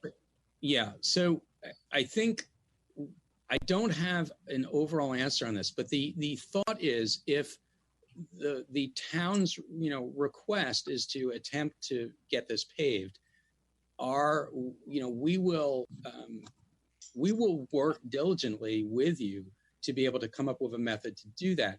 It doesn't mean we'll prevail, right? I mean, it sounds like there was a lot of work done prior with the DP, and there might be agreements that simply would preclude that. But assuming that it is, it is feasible, we would do all the pieces that would be required. That includes the drainage piece. We'd have to understand what it is. I mean, are we and we don't know that yet. This is obviously we're talking conceptually, but any pavement is going to, anytime you're making pervious stuff, you're going to, impervious area, you're going to have to, provide for, the requisite amount of drainage and for that area. So if that's accomplishable, we're happy to do the heavy lifting on that. If it's not, then essentially you'll get the full amount of the lease rather than, we basically we won't have expenses related to that, and therefore we can turn them into higher lease payments rather than the opposite. The bottom line is I don't see where the paving is going to make better or hamper the operation of these things. I mean, we got 100-foot towers that stand up there, and they're just in the ground. So I'll have to give Joe a call and discuss this with him, what his findings are on this. That's my thought on it. And just as an operational thing, when we, if we just put steel, if our foundations are flush to the ground and we just have steel that comes out, sometimes, we want to make sure that that's in a controlled, parking lot. What we're proposing here are foundations that are going to be rising up 3 feet, and they're concrete, bollards, if you will. Very familiar. And they are going to be able to withstand stupid, if you will. Yes, got it. And mission. So, I'm sorry. Can we? I have an itch to scratch though. Can we go back to the RFP discussion? I'm still trying to wrap my head around why an RFP would prohibit the project from occurring.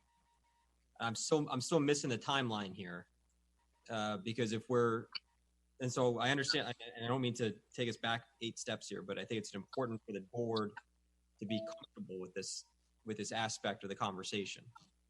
So I'm still not clear on Adam, how quickly could we get an RFP out if we decided that's what was the decision we wanted to go with? Unmute yourself. What's it, Monday, I suppose? So if we, and back what, 30 days? I'm just trying to understand, because if we're up against, I'm less concerned about the state legislature at this point, because if it's an option that's subject to, and I'm more concerned about your block 8, since block 7's closed, and now you're competing in block 8. I'm still unclear as to whether you're telling me block 8 is going to be closed within 30 days. No, it's not the 30-day period, because you can't apply for it. You can't lock it in. You can only lock those blocks in once you've gotten to that level, which is 4 months after you have you put in your application and spent your money. It's the Con Ed portion, right? That's the issue.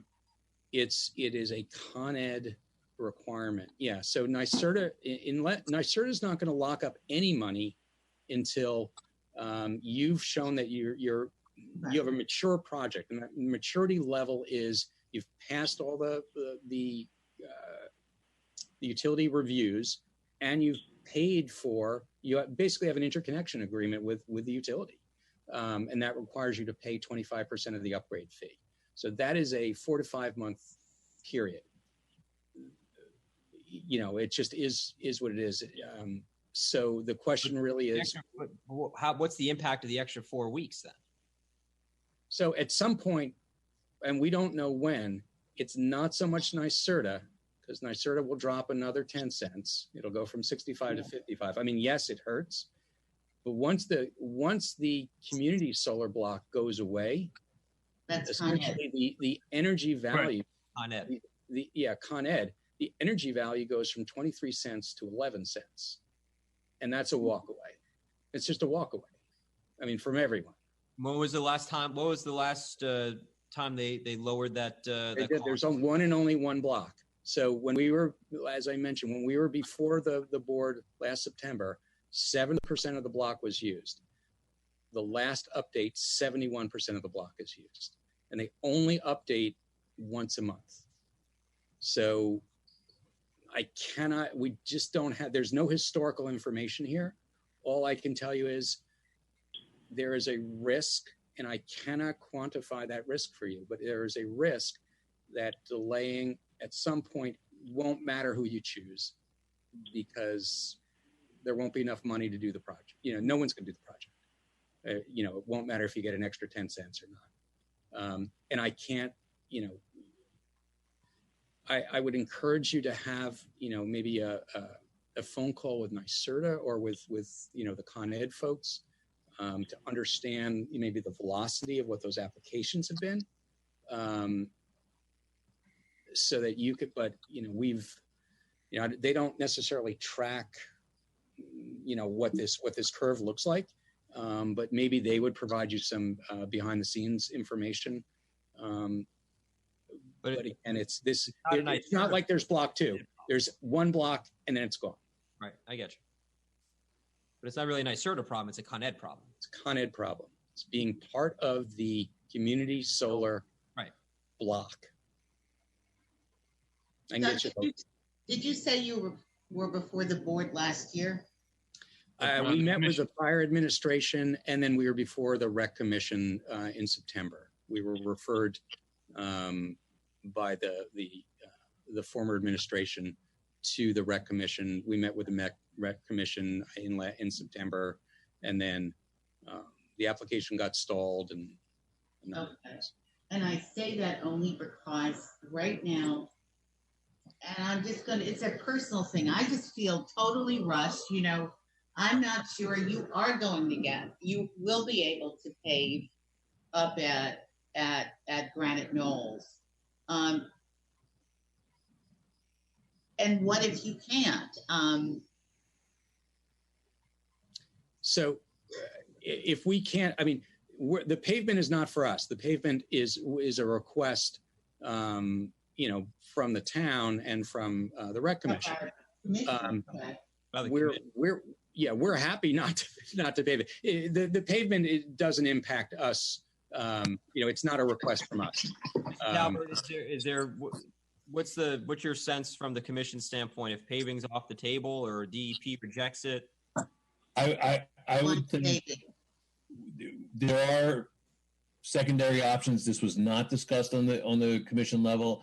Just throwing it out there. I think I spoke with Joe about it. If we ran down the middles, basically the roadway of the parking lot, and just did a U shape there and left the parking area itself underneath the canopies gravel, that may be an acceptable solution. But again, you know, if you do it with porous pavement, you still have the gravel that's porous and able to receive the water. That's just something I'm thinking of as I'm sitting here. I would have to bring that up and speak to our chair about it and see what he thinks. I don't know if everybody feels it, but I quite frankly, don't understand why they want paving or whether it should be paved. I thought it was the solar company that wanted the paving. No. Why pavement is wanted is because of the amount, the driving that's done up there. First of all, it increases your parking spaces because you're able to line it if you do a full pavement job. It does increase your parking spaces. It will calm down some of the driving that's going on up there. I've witnessed it. We've had accidents up there because of the gravel and the driving combined. And I'm sorry. You have a gravel and it continuously turn into the dust from the friction of the car or whatever the vehicle.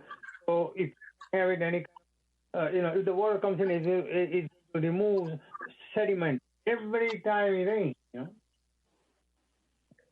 Okay. Yep. It's just like a rain comes from the mountain and it brings all the sand all the way and the dirt all the way go to the ocean.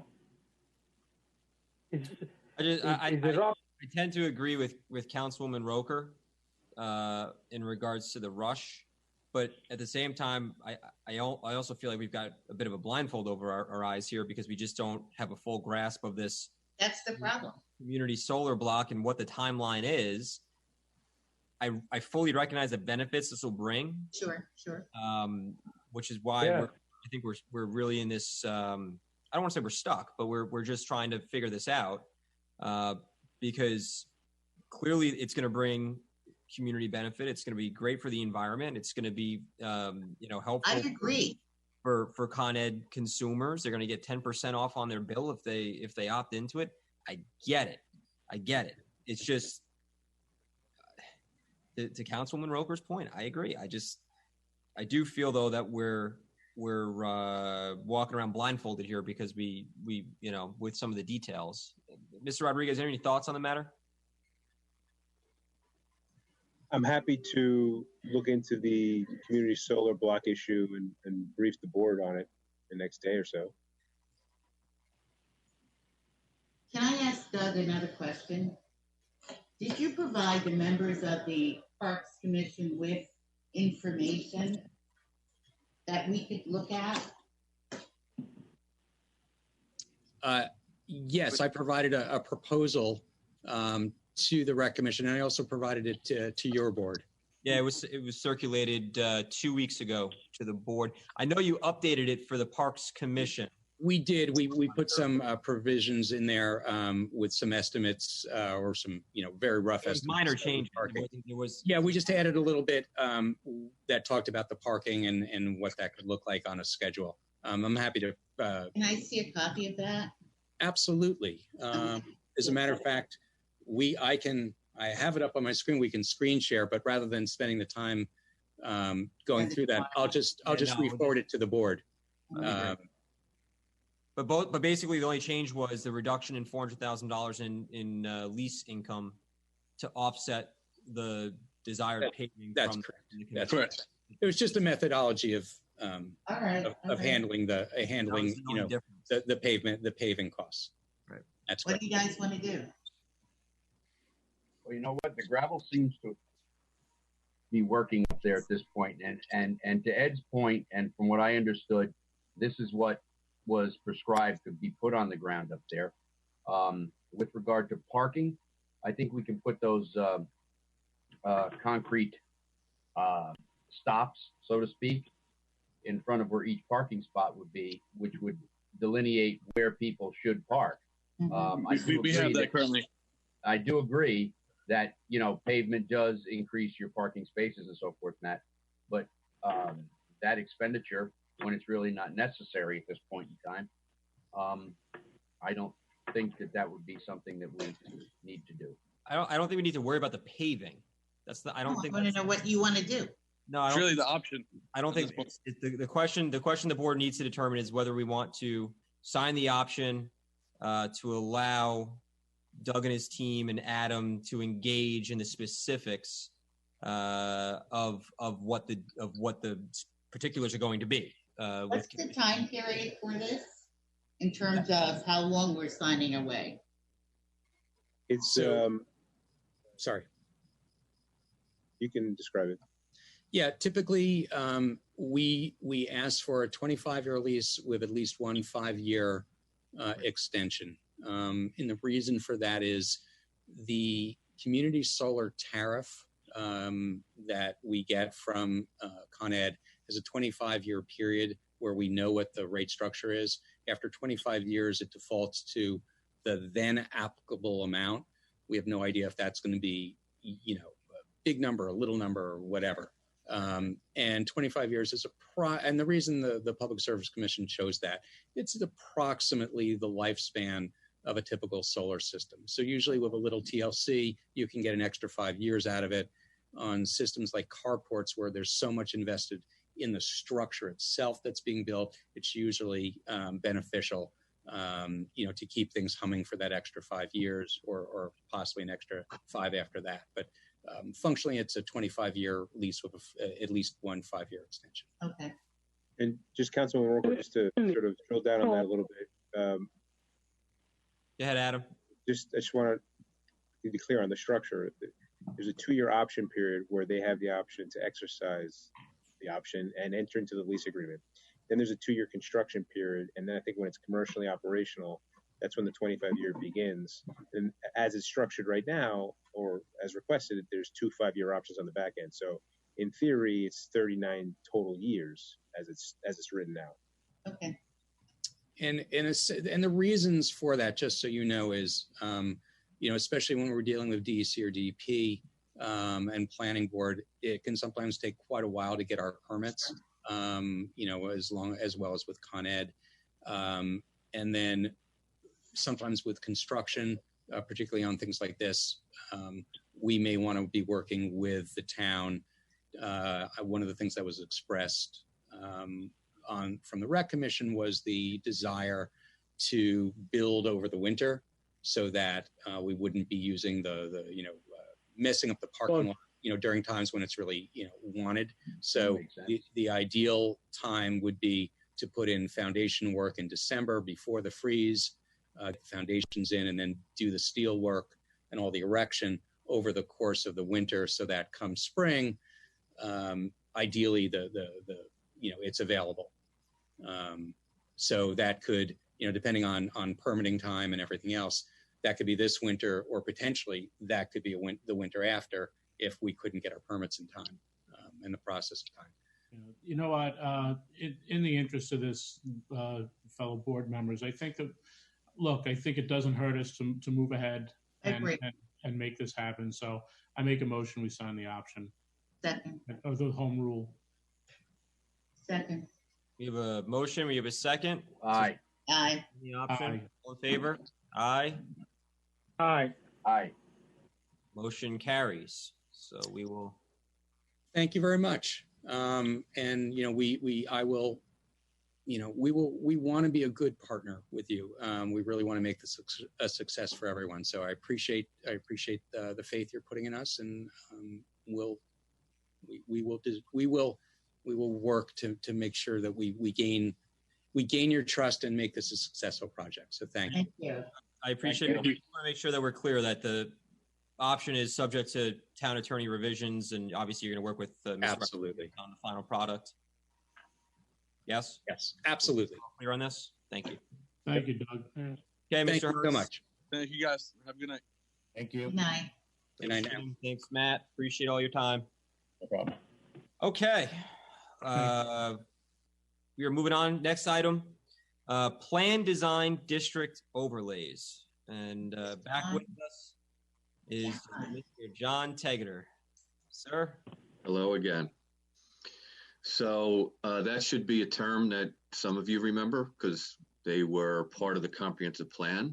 And if you were not around for that or don't remember, there are 3 of these that exist in the comprehensive plan. They were never committed to any legislation or adopted in any way. But the reason that I think that they're coming back up with some earnest is, of course, all of the things that have been happening with COVID and, flight that we hear, at least, flight from New York City, both for residential folks and for businesses. So the idea here and what these things are designed to do is to identify areas where we think that need special attention, in which you can put your own fingerprint on what you expect to have there. You can then incentivize to varying degrees for developers, which some incentives can be, for instance, a streamlined approval process. In some instances, it can be some additional square footage in certain buildings or unit count. There's a whole host of things you can do. Basically what it is, it's a method for additional control of what you can expect to get and how you design certain finite areas within the town. And I hope that description jogs the memory a little bit for what we were doing in the comprehensive plan. Back then, we had 3 areas that were identified. One was the Jefferson Valley district around the lake. That was kind of like as a country recreational zone that was described. There was one around the Bear Mountain Triangle, which was a mixed use district. And there was one in Shrub which was around the biggest property in that one was the office district that is at the corner somewhat of the Taconic Parkway and Route 6, kind of behind the Barger Street properties there. It's been talked about for a long time for a hotel and offices and apartments and so forth. So we're starting to look at areas in town and those areas continue to be looked at by us, but we think that there's need for some expansion and some discussion relative to what's coming up in the market forces that are changing kind of the land use landscape, so to speak. So that's the genesis of it. And I can also add just quickly that when I met with the Business Council of Westchester in the winter when I first arrived to office, this was one of the things they were talking about, is these types of overlay districts to help spur economic growth. And when I brought it up with John and his team, it was obviously with the comprehensive plan. It's a tool in our tool belt that we can start using, and so starting to engage, I think, some stakeholders and start creating some concepts for us. I think is an important step for us to take, and we've been thus far fairly, I think, aggressive with our economic development approach and our support of the business community. I think this is going to echo that in a lot of ways, but I think it's important for us to take the first step. I think this is such a smart idea because we know for a fact that while many businesses may not have moved yet, certainly a lot of people have moved out of the city. And I think that one of the things they may be looking at are satellite offices up here. Right. So I think it's a smart thing to do. Right, and that is also one of the things that came up in our mind as one of the target uses that it would behoove us to get in front of rather than be reactive to when it does come to us. And not to mention that if we do, lay the groundwork for these types of things, among others as well, that we may attract them before others, because there may be some competition since the landscape has changed so drastically, there may be some competition that we should be thinking about. I agree. I think it's great. I think we should move forward with it, and looking forward to seeing what the team comes up with, and like I said, engaging some local stakeholders and bringing people together to develop these in a comprehensive way that we can bring back to the board in hopefully the not too distant future, so we can start having the dialogue about it. Yeah, so I'd like to develop some maps that show some of the proposed areas and also include, it can be a simple bulleted list of what the parameters, the expected parameters of those individual districts would be. And I think that's the next thing that I'd like to try to press out for you guys. And John, correct me if I'm wrong, but the great thing is, depending on what part of town we're looking at, we can curtail each one to make sure that fits that specific hamlet or portion of town. So we can get really creative with these. Absolutely. Outside of the box, make sure that they're not obtrusive to the existing hamlet or existing community, and that they actually fold nicely into what we hope to see there at some point in time. Yeah, and that's exactly one of the greatest aspects of these things is that in a certain district, rather than relying on a broad zoning parameters, you're really honing down on the things that you wish to see in that area. You're kind of pre-designing the area, which enables you to actually streamline the process. When you do get a developer, you can actually partner with them because you have your desires on the table. So I think that's one of the greatest aspects of these things, the greatest advantage. You know, one of the other things that's good is that stakeholders get to hear, to be listened to see what they want in that community. Correct. Yeah. So I think it's a great thing to do. But and also just, going through the comp plan again, I think it's great for us. And I've said this to John, I think it's, we're going to have to talk about an update on this. I know it can be painful sometimes, but I think it's important for us to do. But there's also things in here that I think is important for us. They're great tools for us to use. And for whatever reason, they just haven't been implemented. Councilwoman Roker, you're going to go talk to the farms. Ask them about that farmland protection district. It's in there for us to use. If we want to expand the farmland protection district, let's have that conversation. I think that's important for us to bring these things back onto the plate. But it also helps us as we look down the road to a potential update on the comp plan, which, John, I know you're so excited about. They can be.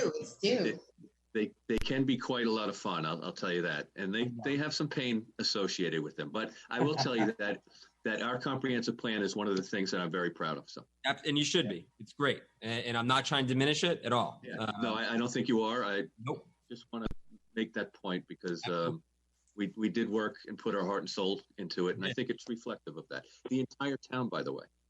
Yep. Hey, it took how many years, John? How many decades? Just one and a little bit. One and a skosh. One in change. Well, great. We started in 2006. Right here, so we've been going through it, which is fantastic. So this is exciting. This is exciting for the town, and I hope folks are going to be open-minded and participate in this process. So that's great. If we can, we're going to move over to our next item, which is proposed amendments to Chapter 248 and Chapter 178. We have John Tegeter, Michael Quinn, our town attorney, and Linda Miller joining us. Fantastic. Linda's up at the Northern Lights. Okay. Great. Start. Mr. Tegeter, if you could walk us through, I have my my memos here and okay.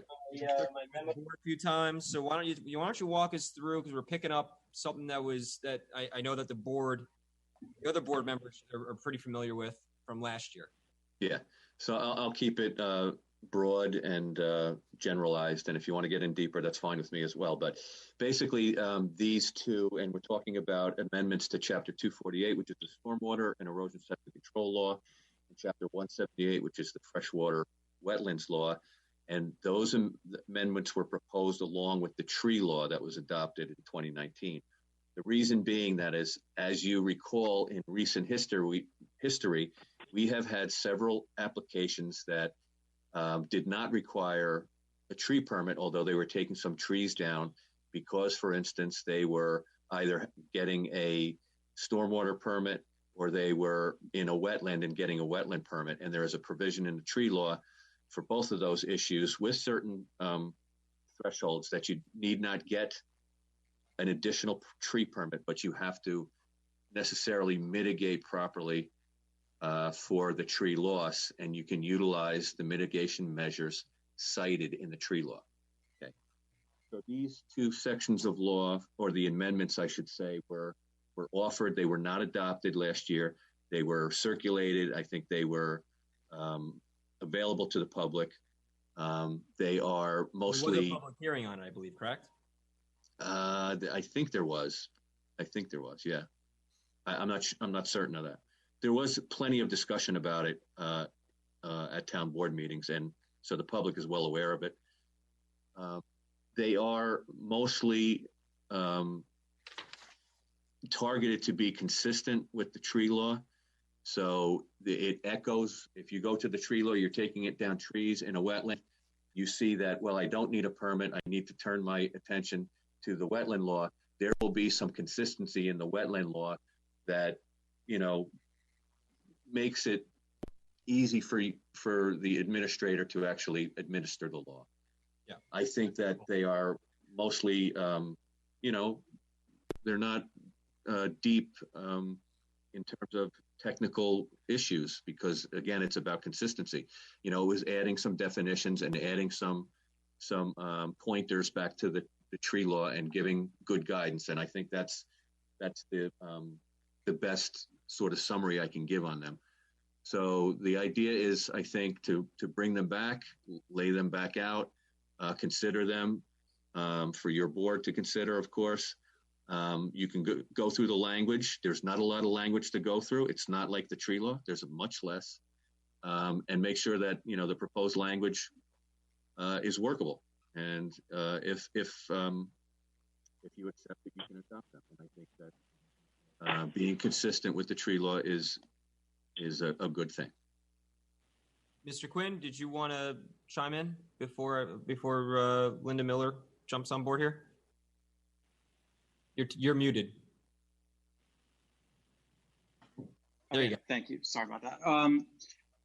So I've gone through the changes. I think John gave a good general description there.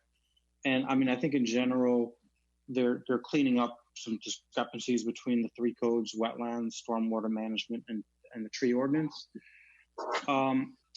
Having worked with the tree code for the last 6 months, we have found a few issues that we see with the tree code. So I know I had prepared a memo about a week or two ago, a draft memo laying out some of the concerns that we have.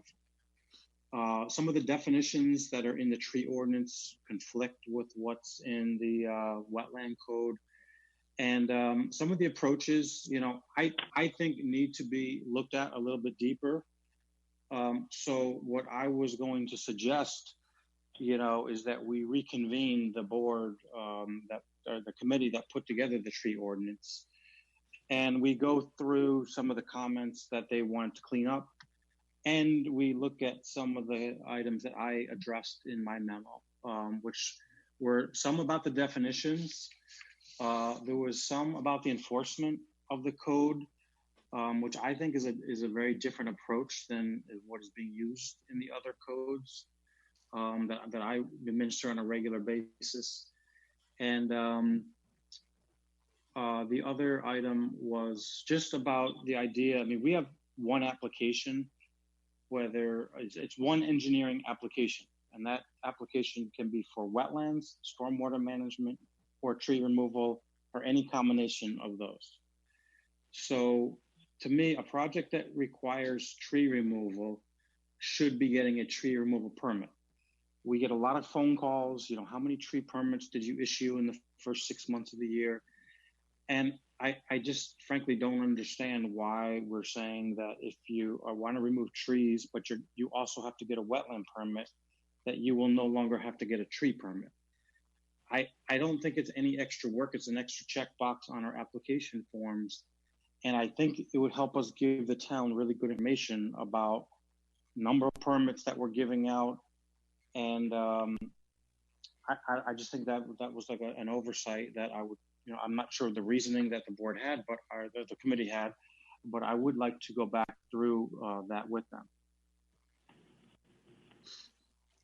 I don't know if it's the proper time to, debate those things. Yeah. There was some good reasoning for it, but our aim here tonight is to re-kickstart these two sections. And I know Michael has brought up some things about the tree law itself, which, up to the board when you want to consider those. So I'm here tonight to reintroduce these. Absolutely happy to have the conversation now if you guys would like to. I think tonight, the purpose of tonight was to just, again, the technical amendments, because it's important that that the code's consistent. And so I think the objective of tonight was to reintroduce the technical amendments, which out of everybody, I'm probably the one who's least familiar with them, again, because the board dealt with this last year. I think Mr. Quinn's input is valuable, and I think it warrants a discussion. I don't know if coupling the two is the right way to go about it. If the technical amendments, which we've been presented with, make sense, and then we take a parallel path with Mr. Quinn's input, because it is important, and I think it's important for us to understand the implementation of the law. And I was on the planning board meeting last night, and as was Councilman Lachman, as was Councilman Patel. And I know that there was a conversation about this that John, you were clearly a part of. Mm-hmm. And so I think it's important for us to have that conversation. I don't know if it's I'd like to hear from Mrs. Miller before we move on. Yeah, of course. Linda, please, would you mind addressing the board? Yes, thank you. I think I agree with John that what we should address what you should address tonight is these two amendments. There's no question that there's things that need to be tweaked with the tree law, but I think that's a different discussion. The way it's set up now, it needs to work with 248 and 178, and it can do that better with these amendments. As John said, the amendments mostly reflect language that's already in the tree law. A lot of it is it's repeated. It's put definitions into 248 and 178 that are established in the tree law, so that anybody looking at 248 or 178 doesn't have to go back and look at the tree law. They have the definitions right there. And since 248 and 178 now have been given responsibility for protecting woodlands, I think that there needs to be language in those laws that point out what it is exactly that they're supposed to be protecting.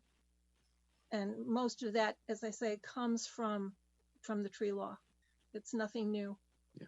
So just 2 points I want to throw out there. So to help the understanding here is that as far as the stormwater law is concerned, if you have a stormwater permit, the only time you don't need a tree permit if you're also taking trees down is if you're between 5,000 and 10,000 square feet of disturbance. That is an administrative level permit. With the wetland law, you have to keep in mind that there is already a threshold in there for removal of trees, which would require you to have a wetland permit. So mitigation under the wetland law is already required if you take down 3 or more trees within an acre. That would be wetland mitigation, apparently. But the tree committee and members of the tree committee made the point that there is possibly a difference between some of the forested buffers and wetlands than just a regular wetland mitigation that's provided in there may not address. So that the idea was to go to the tree law and pick up some of the mitigation measures. If you have the requirement, and this is, I'm going to say this for the wetland and tree law only, not the stormwater law. If you have tree removal in a wetland and you are still required to get a tree permit, you will have 2 laws that you are looking at independently, which will both have a required set of mitigation for. And that could happen when you're only proposing to take trees down in this wetland buffer or wetland. And that is one of the primary reasons for not requiring that additional permit, which at the time was, seemed to be an advantage in terms of not over-regulating, not having too much. And that's the reason for it. I understand Michael's point, and he's right. We have one set of pieces of paper that says tree law, stormwater law, but nevertheless, the requirements you have to pay attention to if you have the 2 permits still required when you're doing work in a wetland. So that's the reasoning for it, the basic reasoning. Right. And John, to your point though, and I know Michael made the point of trying to track it. It's easy enough to track it based on the one sheet. You could code it differently in the computer. You could even set up a simple spreadsheet. So I don't really see a need for all these different permits going through that motion either. Right. Well, again, I mean, the point that I was making is that it's one activity. If there is to be tree removal in a wetland, as John explained in that example, it's one permit. That the permit is for a wetland and tree removal. Right. So they're not separate permits. It's one permit that works. No different than one house, right? A new house that may involve a stormwater permit, a wetland permit, and tree removal. So I just thought that maybe that concept wasn't fully understood by the committee at that time. That it's still one permit. No, we did understand that. When it was only last year, and of course the paperwork is the same as this year. Again, right. I just want to stress that you may end up having 2 sets of mitigations because you're now a slave to 2 laws for the same activity. Does the one piece of paper look at woodlands as well? It should. I think actually on the tree permit application, there is not a requirement to put down the amount of woodlands on the site. Right, but it doesn't need to because it's required in the law. So, I mean, it certainly makes sense to put it on there, but we're not missing anything because the requirement is governed by the law, not by the application.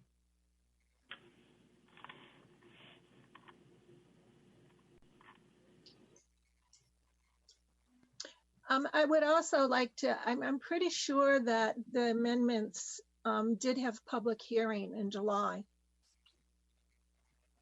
And that's something that we can have the town clerk verify. Both of them had a public hearing in July 9th, 2019, and they were both adjourned. Great. So you just have to open them again. Right. Correct. But you have to advertise. Okay. Do you want to reconvene the public hearing, or John, do you want to I guess my other question though is, can we utilize the previous legislation for the amendments, or does Ms. Rodriguez have to revise them in any way, shape, or form?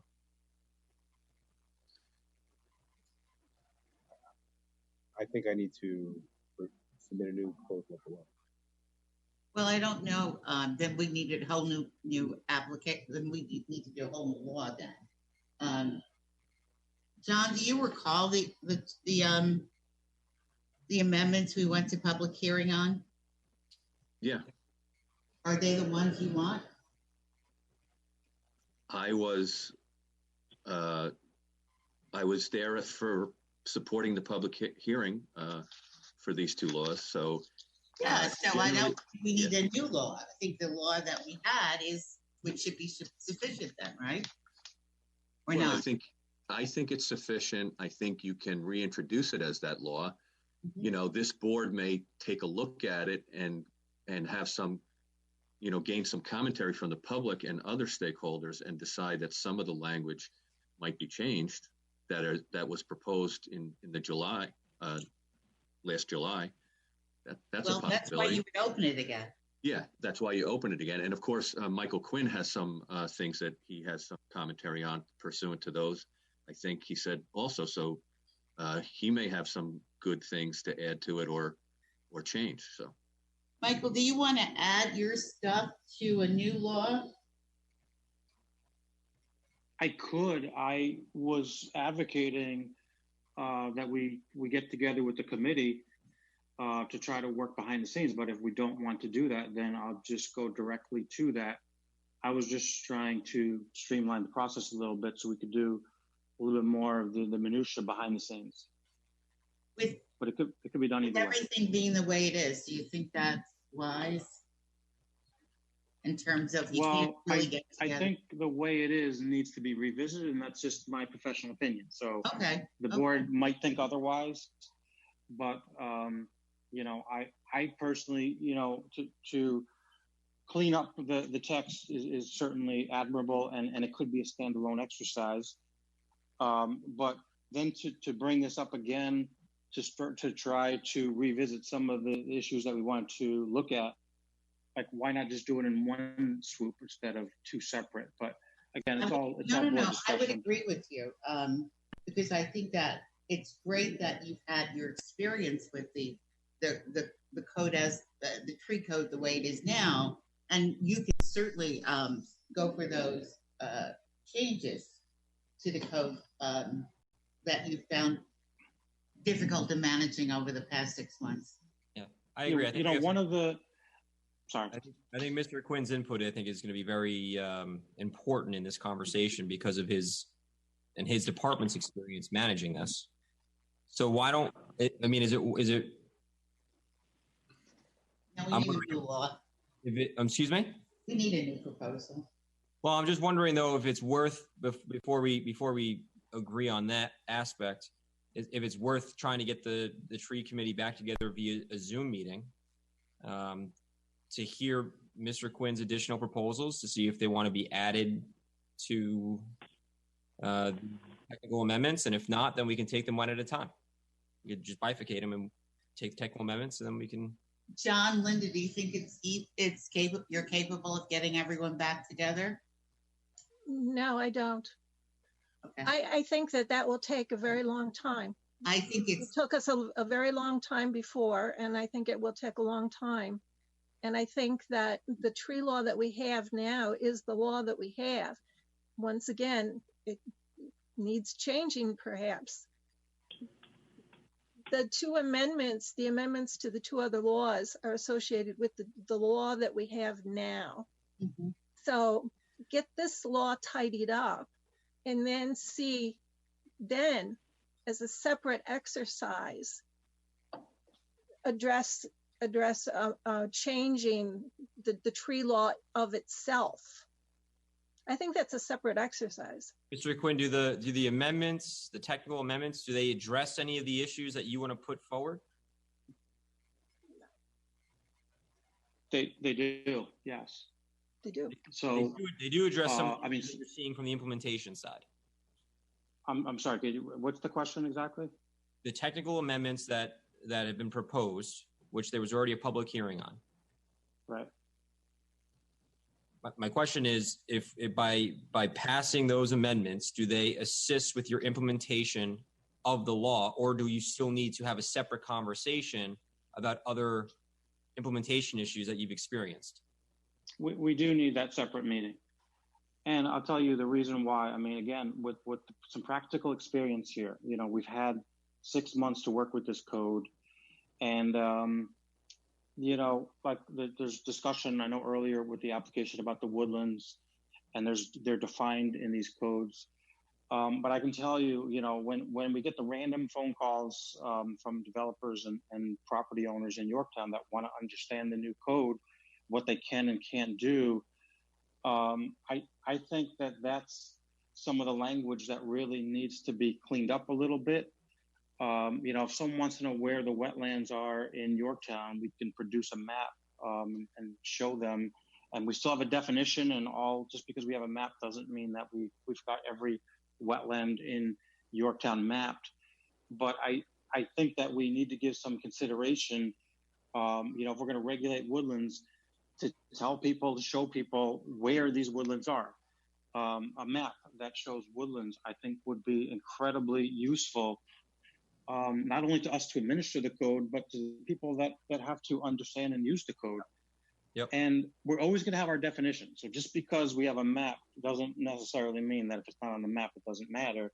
But I mean, there's obviously Turkey Mountain, and there's many areas in Yorktown that have protected woodlands. That's the primary goal of this code to protect. And I think we could do more. I don't think we're going to rip up the code that we have. I just think we could tighten it up a little bit.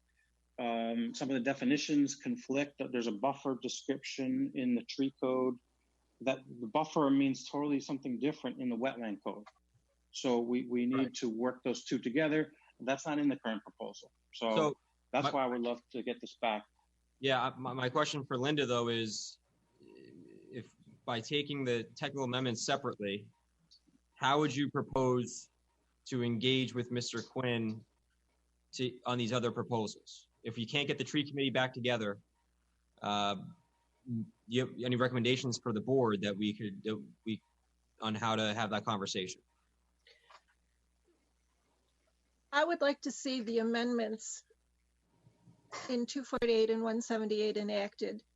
And then it's up to the town board to decide what group it wants to get together in order to work on the tree law. It could include those individuals from the original tree committee that feel as though they want to participate, or any other group. You can start with a new group. You can start with a new group and some of the old group. I don't think you're bound to the old group. I'm not looking to start a new group. I don't think you're bound to the new. Go ahead. I'm sorry. Go ahead. I don't think you're bound to the new group, but I think that we need to have one or several members of the old group. Yeah. There, because I don't think that there's plenty of history that only the committee has. I agree. In terms of hashing out how the law works, and to have to rehash that is going to be a mess. Kind of a waste of time. It's going to be a mess. So yeah, but I don't think that you should hold up the amendments of the other two laws. I'm not saying I am. I'm not saying I am at all. My question is, though, how do we address Mr. Quinn's implementation concerns? Who should we be having this conversation with? There was an ad hoc tree committee that was formed that produced this law. I'm trying to re-engage. And frankly, I think that you're ahead of that group, if I'm not mistaken. So how do we re-engage in a productive conversation to address Mr. Quinn's concerns so that we can come back to the board with a digested product? Well, actually, I think John was the head of the group. John's the head of everything. He runs everything in this town. And it might actually, given that if we were going to do it by Zoom, it might actually be easier to get the group together. I mean, obviously, we want Mr. Rodriguez involved in that as well as our town attorney.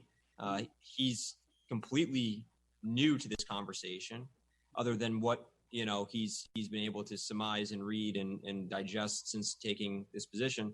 Councilwoman Roker, did you want to say something?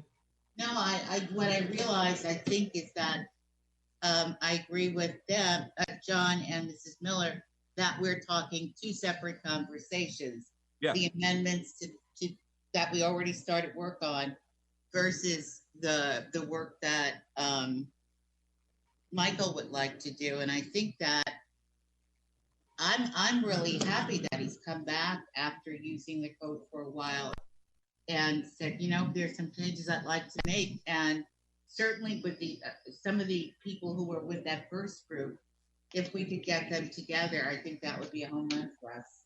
I agree. Yeah. I think what would help, or I think a first step would be if Michael could, type up what his potential changes may be, and what he thinks the reasons for that. I think at staff level and possibly with Ms. Miller to keep it a little bit tighter at the beginning to understand what his issues are, what the original intent was, and we can maybe formulate a more efficient path from that knowledge. And that would be my suggestion. That's fair. I agree. Mr. Quinn? Yeah, no, I think that's an excellent idea. I actually have the memo that has all the items that I brought up, so I can finalize that and get that out by the end of the week. And if you can just include Mr. Rodriguez on the correspondence and conversation, just so we can get him up to date on this. And I think that'd be helpful for everybody. Sure. Okay. This should be really final nail in the coffin in this tree wetland and tree lands and everything else. John, thank you. Dr. Miller, everybody's great job. Okay, thank you. We want to do an advertisement for the to reopen the hearing on. Yeah, I think that's what we should do. Any thoughts from anybody else? Yeah, I'd like to re-advertise and finish it off. Yeah, Councilman Diana. You really want to do another public hearing on this? Do we really have to? I mean, really? I mean, we have to reconvene. We have to finish it. We have to finish it. Oh my God. We have to finish The it. hearing cost me a lot of money. I went to France to avoid it. Yeah, I know you did. Do we really have to do that? We have to finish it. Yeah, and our not only are we listening to our former town clerk, but we have our town clerk on, and Town Clerk Quas, could you just advise us what the proper steps for us to take are in this situation? If you're reconvening based on the old law that was proposed, then we'll simply re-advertise and we'll reconvene. If you are changing the law substantially, then it has to be redone, refer it out and call for a public hearing. No, we're not changing. I don't think there's a need unless Mr. Tegeter. I think we can move forward with the proposed original amendments as they were proposed. I think. Yeah. Parallel track with Mr. Quinn and Dr. Miller and the team. Reconvene that team, and we can digest Mr. Quinn's recommendations for improved implementation. Fine. Can I suggest that we send out the law that was proposed back in July 9th and advertise? Okay. I have no issues. I think that's the right thing to do. Motion. The motion? Second.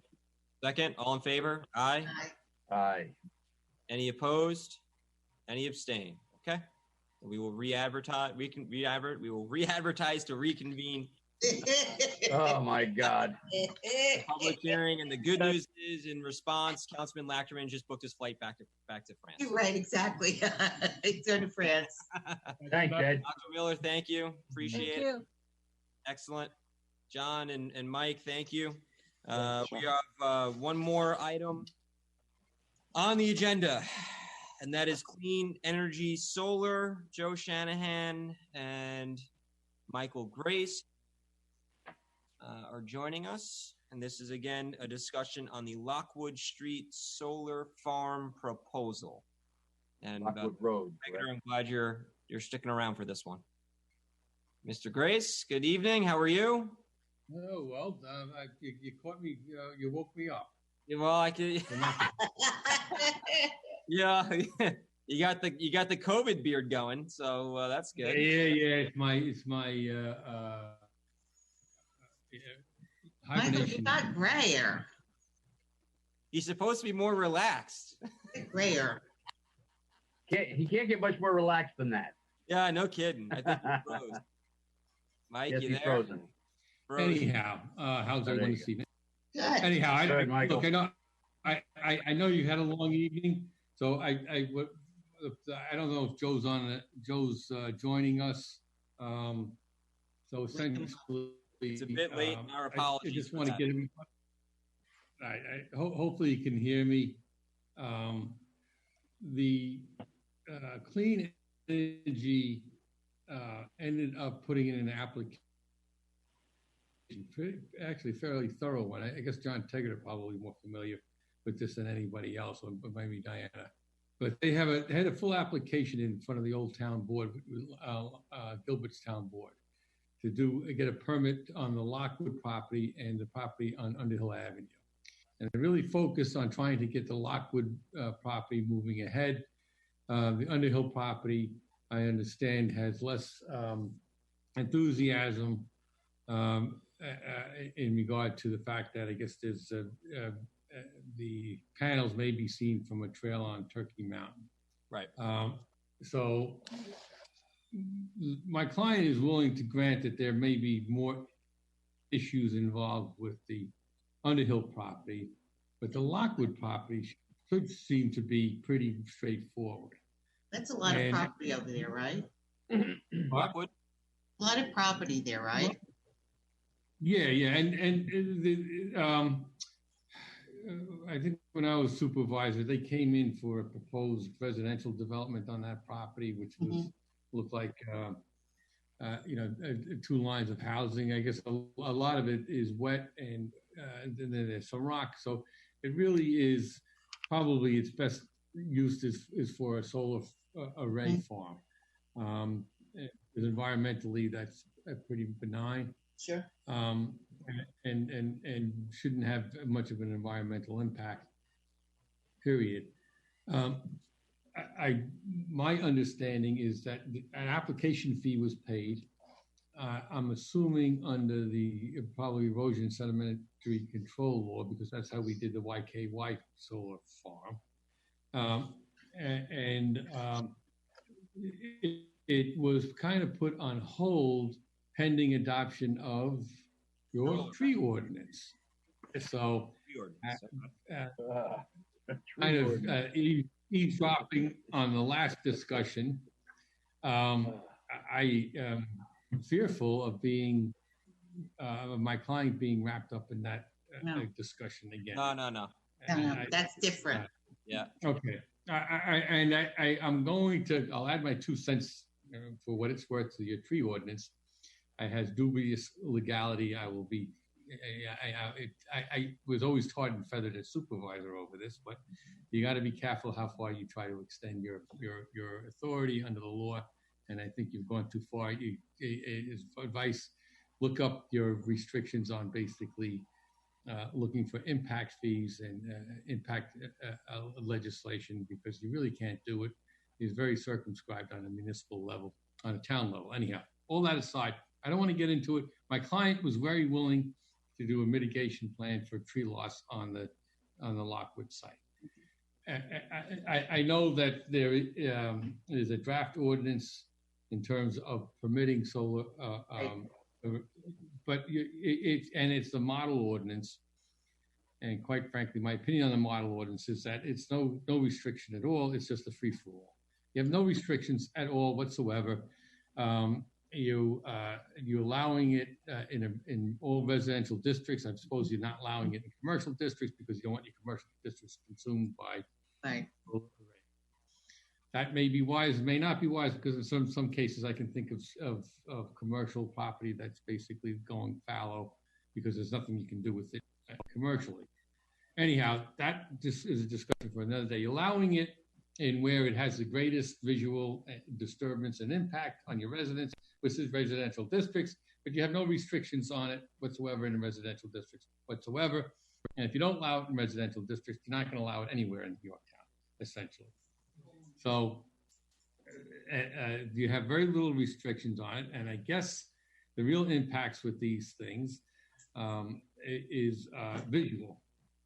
And I would suggest that it's your very general language in your proposed regulation that you just put in language in there that it has to be reasonably screened.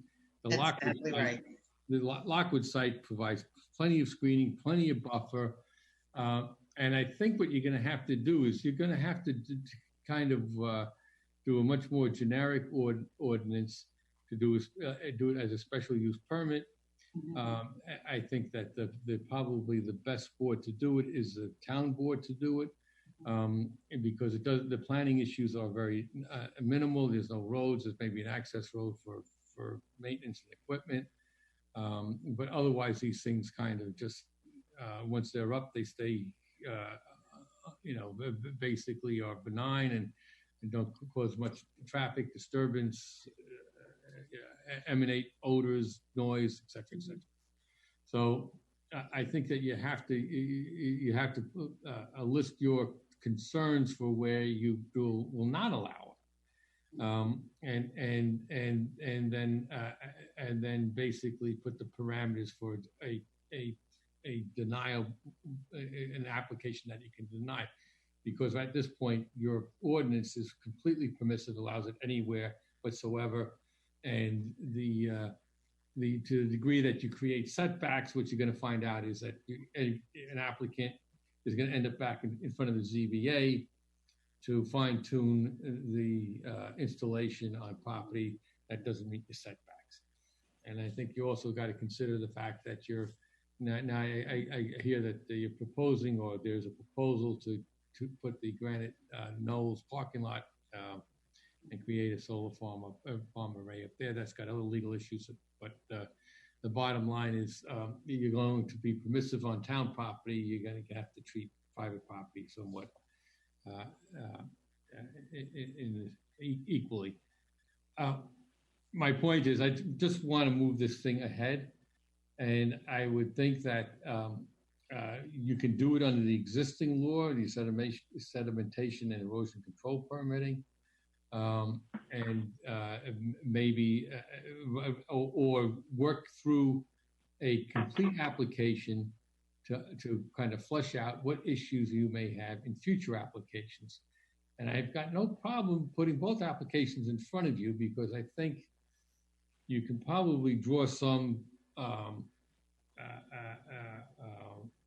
good lessons out of looking at the Underhill site, which is on steep slopes, probably requires a substantial detention basin towards the foothill of Underhill, down towards the road, and maybe more problematic. I think visually, to restrict it based upon the fact that it's visual from a trail on Turkey Mountain must be maybe much more difficult to uphold. But what we did do is I had my client do topos and sketch out the slopes on both pieces of property. So you may want to have a different regulation when it comes to installing these on slopes. Right. Although the advantage of installing them on slopes is you have to do less tree removal. Well, that was a problem during a public hearing.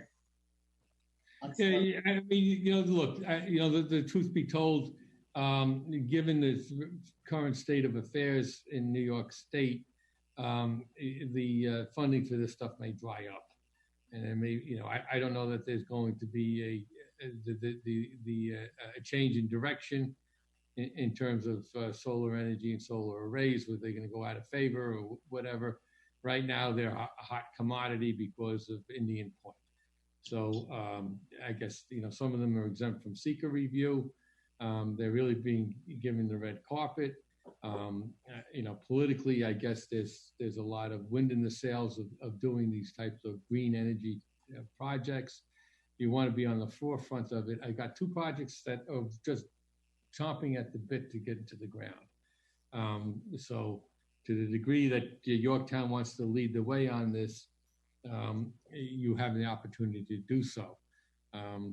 Other considerations is what what I guess is really what the visual impact is to the town of Yorktown. But most of these properties that you're going to see in terms of these solar farm arrays are property that are environmentally restricted to be put to any other purpose.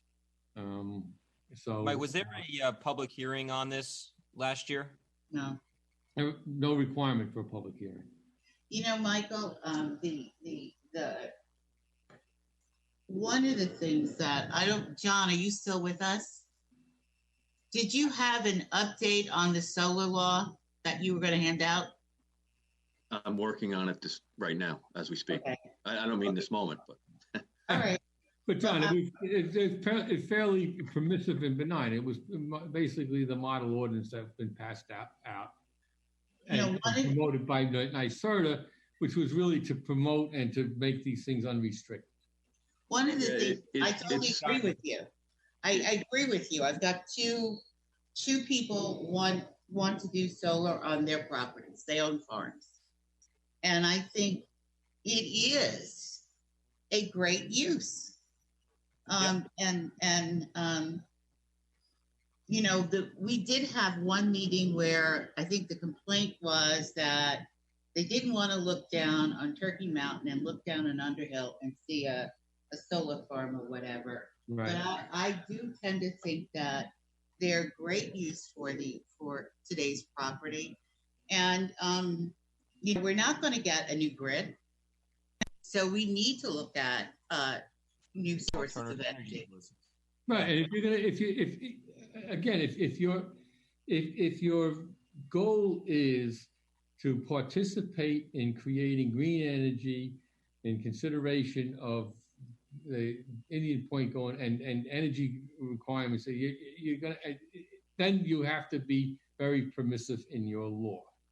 The issue that you're going to have, and again, I don't want to get bogged down in a discussion with the tree ordinance because, if you're going to create solar panels, you got to take down trees. I mean, that's what, there's no question about that. Okay. But you have to take a look into what there's a balance there. And, quite frankly, if you start to exempt solar energy from your tree law, you may run into problems, regulating other activities. Okay. But I think so, Mike, is for us to consider the control, it was a control erosion permit? Is that what you're, I'm trying to just. Well, usually what we would do, how we did the YKY, because the YKY has a significant solar farm. Yeah, they do. And the way we did it was we did it under the erosion control and sediment, your disturbance of greater than 5,000 square feet. Because the only real impact is actually putting something in the ground that wasn't there before. The idea that the discussion there was you had to take down trees. Well, that is the devil's bargain, so to speak. I mean, there's no way you're getting around it. You're either going to have solar panels, but you can't put them under trees, obviously. So you have to make your decisions there as to what you're going to do, and you're going to have impacts upon the consistency of regulating other property in terms of your tree ordinance if you exempt solar energy arrays from it. But I think what you have to do is you really have to, I know you're thinking through some of the issues that you have with the tree law. I think you have a lot of issues with the tree law. I just have not been retained to do anything about it by anyone yet. But you do have issues with it, and it's always been problematic. And I mean that sincerely. And I'm not an anti-environmentalist or anything. Well, then you can sit with our group as they work on the tree law then. Oh, God, spare me. Yeah, no. You think I look old now? Wait until but I think, look, you can't, these guys have been in limbo now for 2.5 years. I mean, they actually met me, believe it or not. So, Bill Lockhart? It's Lockwood. Lockwood. It's the Lockwood Shanahan. Yeah. All right. Because there's a Bill Lockhart would also want to do. Yeah, he's a car dealer that was out of Peekskill. I think that Lockwood was the. Okay, let's talk about.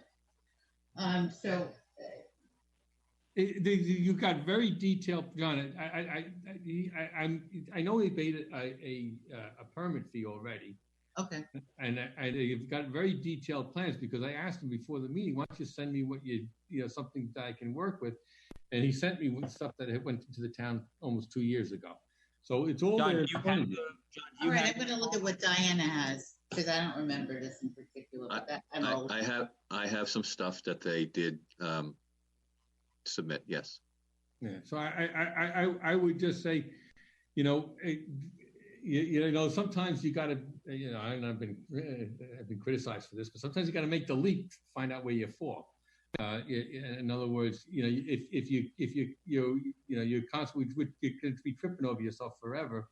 It's been 2.5 years of doing this, and you're not getting anywhere. So take the leap and see where we get. We can open it up under the. I want to apologize because I completely forgot about this application. I'm glad you came and reminded us of it. Alice, do you remember which one this is? This is the one that I think it backs into the Putnam High School. Where? You know what? The Lockwood piece should be an absolute no-brainer for you. Guys, it's got good. All right. No, it's good political stuff. I mean, you're gonna cut a ribbon on a major solar farm, and at the stone's throw from the nuclear plant, which is going to go into mothballs. You can't lose on this one. But This is also one of those things, because I remember they were talking about the planting of the pollinating plants that they do, Right. and this goes back to the comments from last night at planning board and the comments tonight also about how sometimes that mitigation and what we're doing to the property is better for the ecosystem. Yes. In this case, I remember, being very impressed because, I'm allergic to bees, but everyone wants to save the bees, and they were putting all the pollinating flowers down there. I think it's something that Carol's trying to plan for my demise. And I took your EpiPens. Too much information about your pollinating, buddy. Yeah. They'll have an EpiPen for you. But to your point, it's something that shouldn't, to hold our breath and try to figure out a permitting structure under which this is going to occur. I think is, I think what you can do, and there are provisions in our code which are very, much more general or generic. Okay. In terms of saying, look, you do your environmental, it's visual impact, I know some of the proposed provisions is setbacks of a certain amount of feet from a property line, but a lot of these things, in the case of a solar panel which doesn't create noise, for houses, people have backyards, so their kids in the backyard, or a business has an activity. You have activity on property, so the setbacks from the structures, et cetera, makes sense because it's peace and quiet and orderly nature of the neighborhood. For something that's just sitting there doing nothing forever, you may only need a 10, 15 foot buffer or no buffer at all. Oh, I'm glad you said that, because I can't imagine wanting to put it right on the property's edge where people will see it. I think you have to put it back. You're going to find out that on the Lockwood piece, it probably backs up to the Putnam High School. So that property line is probably, who cares? Okay. We had the big controversy we had, I think there was somebody in Mark Wallach's Fox Den, I think, or somewhere up there that on one of those cul-de-sacs that put a ground-mounted system in his backyard. Right. And the next door neighbor said, every time I go out to get my cup of coffee, sit on my little cubby hole out there, nook, I got to look at the reflection of these solar panels into my house. That may be an issue, and that's, but you can't kill everything because you got a wrinkle, but you can, I think, on these solar arrays, which are big commercial installations, which you have to allow on residential property because it's not going to fit anywhere else. And you don't want to put it anywhere else.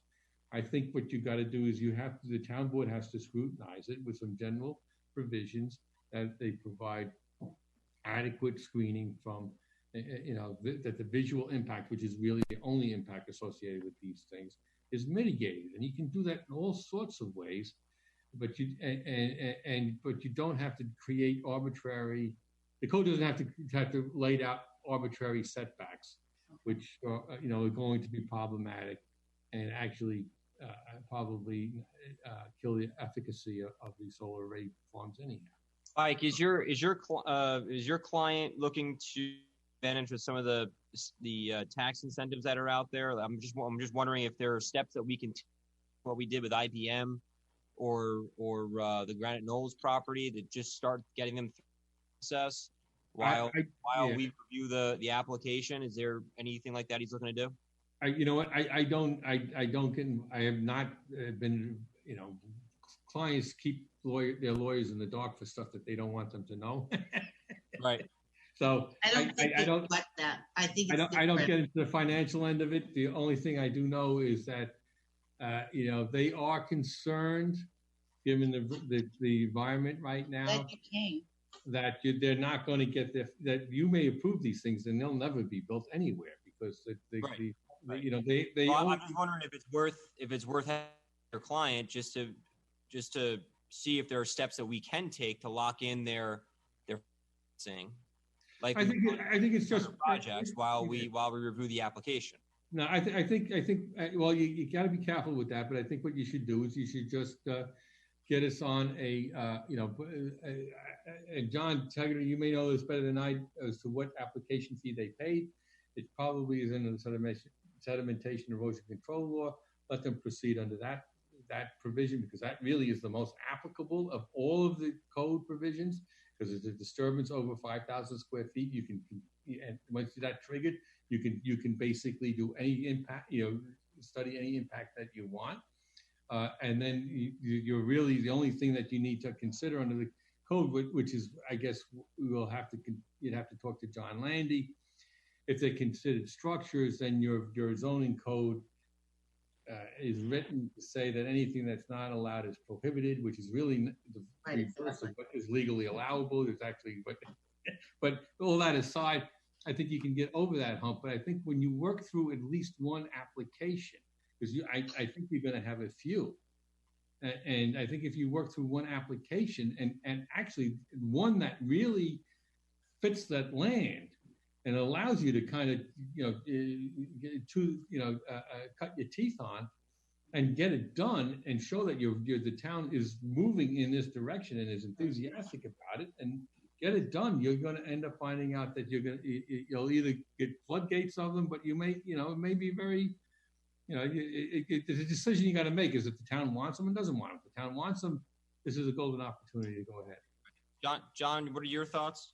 Tegeter? Well, we're continuing with the solar law, so by the time the solar law is enacted, I think this would probably not be yet ready for approval, is my guess. It may be. Obviously, it's my recollection. It's about 14 to 18 acres worth of development, however you want to put it. So that's you have to pay attention to it. Michael's right. It's benign impacts, especially after it's constructed.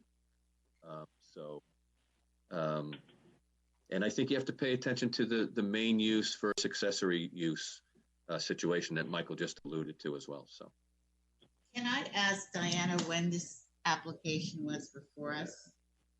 I think I'm like losing brain cells. Oh God, I should look at, I have two computers on here. Hold on, let me see if I can find it. The only thing that I have is a July 9th, 2019 was the solar law where they were both adjourned. I don't have anything for. Yeah, I don't remember this application. Let me see if I can find it. They did submit they paid an application fee. Did they pay it to planning?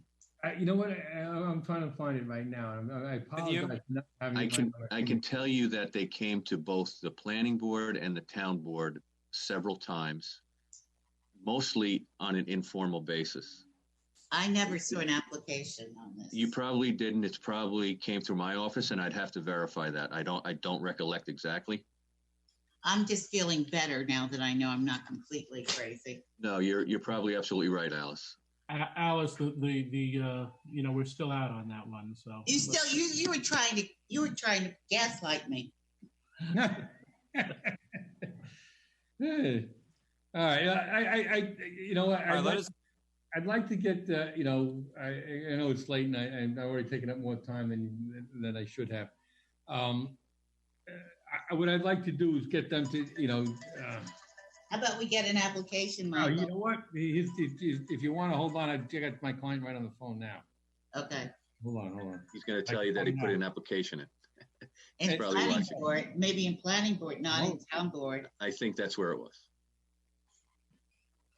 I know I'm not correct, Craig. I'm going to put you on speaker. I'm on with the town board. The issue was that there's no main use for it, so it's hard to take the accept a formal application for which there's no authority to do so.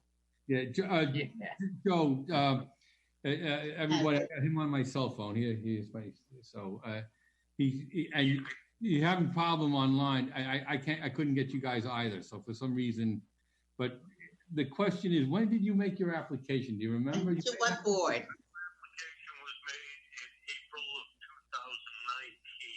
To what board? Members of the town board, I apologize. I've been watching the whole hearing.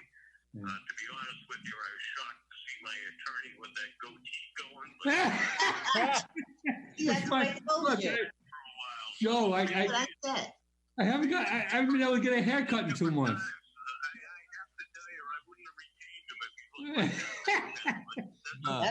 I'm trying to do the woodland thing, you know. Joe, John has the application. That says you gave planning board your application. We'll get a copy of it from him. Coincidentally, at that time, supervisor was by the name of Michael Grace. Oh, geez, that guy. Oh, your attorney. Uh-huh. Now I can see why nothing got done. Okay.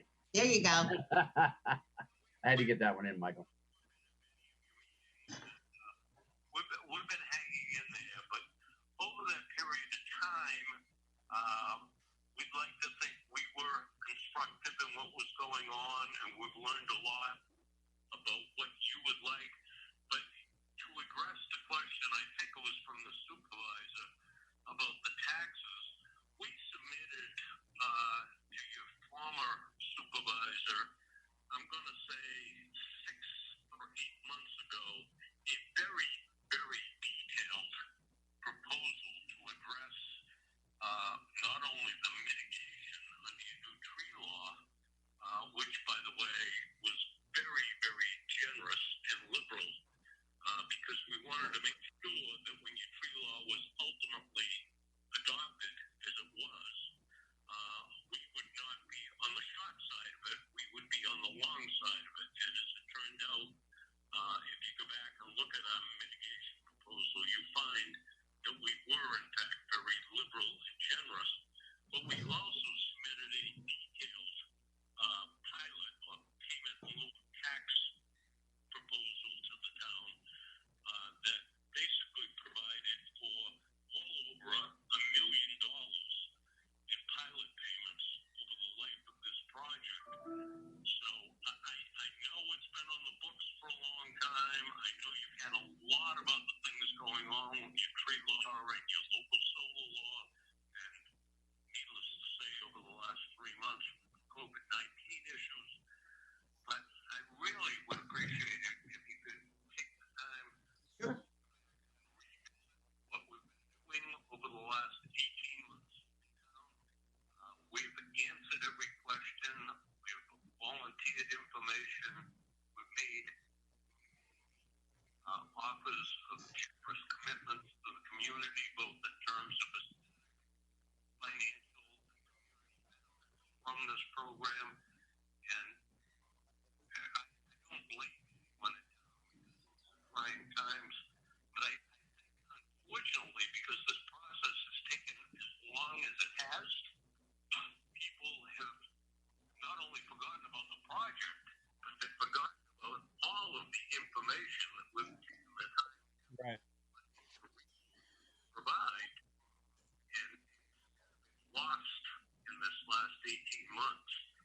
And as Grace said earlier, at some point, I would like to think the supervisor and the town board would step up and say, you know, are we supportive of this type of project?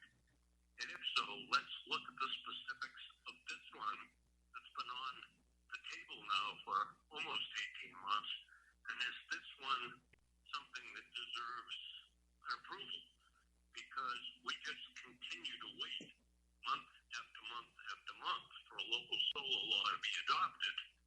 And in the interim, what's going on in Albany, what's going on with the utilities, ultimately, you may adopt a local solar law, and you may ultimately decide to lock with for this particular, Right. which I think it is. All right. But by That's then, all right. Yeah, and they, I apologize for going on and on, but that's no good. as I said, I couldn't talk to the computer, so. No, Joe, it's great to hear from you. They paid $11,000 plus application fee. Must be to the planning board or for John for. Yeah, we never had that kind of fee. You know that, Michael. What? That's not a town board fee. You know that. No, it's probably planning. It's probably site plan because it's probably on a per acre basis. $11,000. That would be a whole lot of town board stuff. Yeah. But maybe I guess so. John, I guess you probably took it as a site plan application. I had I had nothing else to take it as. Right. So I think you can do it under the sedimentation and erosion control, because really what it is, because all you're doing is disturbance. It really is not. You're really not putting up a building or parking, which is usually parking plans, which triggers the planning board jurisdiction. Because there isn't a parking plan with this. So, well, I mean, that can be looked at. I would just be certain that it's, that we can do it under all the parameters of our code as a standalone main use. I think that's the issue. Yeah, and I think that, but you know what, you're right, and your proposed ordinance does that. It makes it a standalone. Other than that, doesn't regulate anything. Right. Just permits it. So I think, and you know what, you're going to have public hearings. If you just do it to have the public hearings, work through this application, and you'll see where everybody is. You'll see where the public is. You'll see what issues do arise, if any, and you're going to find out that again, this stuff goes up and it stays there, and it doesn't make noise. It doesn't create any impact whatsoever, and you're off and running. And then I think you can then take the other applications as they come, which may have different impacts. And Underhill one being your visual disturbances, but those things you have to take. I think you have to be careful about, because that as a criteria for denying something, that may be a little bit more difficult. But I'll leave that up to your attorney to craft the language if that's what you're inclined to do. Why don't we, John? Why don't we do this? Why don't we have John and Adam just review the and also the main use language under the code, and then we can. This is before planning board, not town board. Right. It came in under as a site plan approval. In other words, John. I guess John, you must. There's no other place to put it. No, I understand. But I think. I think on an issue like this, these are a very finite number of installations that are going to occur in the town over time. Totally agree with you. And so that could be a town board issue, because the planning board, you really want them to kind of do the things that reoccur on a continual basis. So the commercial site plans, residential subdivisions, you don't want to get bogged down in that. That's why you have a planning board. But when you have these very unique, almost one-off applications that have a significant, or significant in terms of either political consequence or significant in terms of creating. How do you say political? But I mean, they're political. There's no question about it. Why? Yeah, well, it's going to be. John, what are your thoughts? I mean, if you want town board to take the lead on it, we can take lead agency. I mean, it's with your department right now. It's a site plan. Well, is that you? That's not me. That's Councilman Patel is having a dance party. Wait. Well, doesn't this NOLA law have the planning board as for a special permit?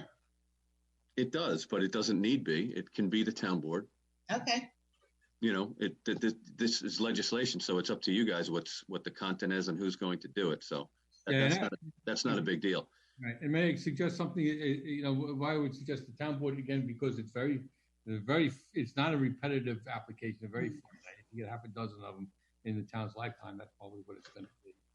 Well, large scale would be.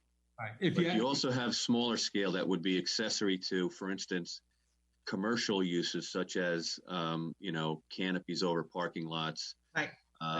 Things on roofs. You'll have plenty of residential, which won't come to anybody other than the building inspector if they're small enough.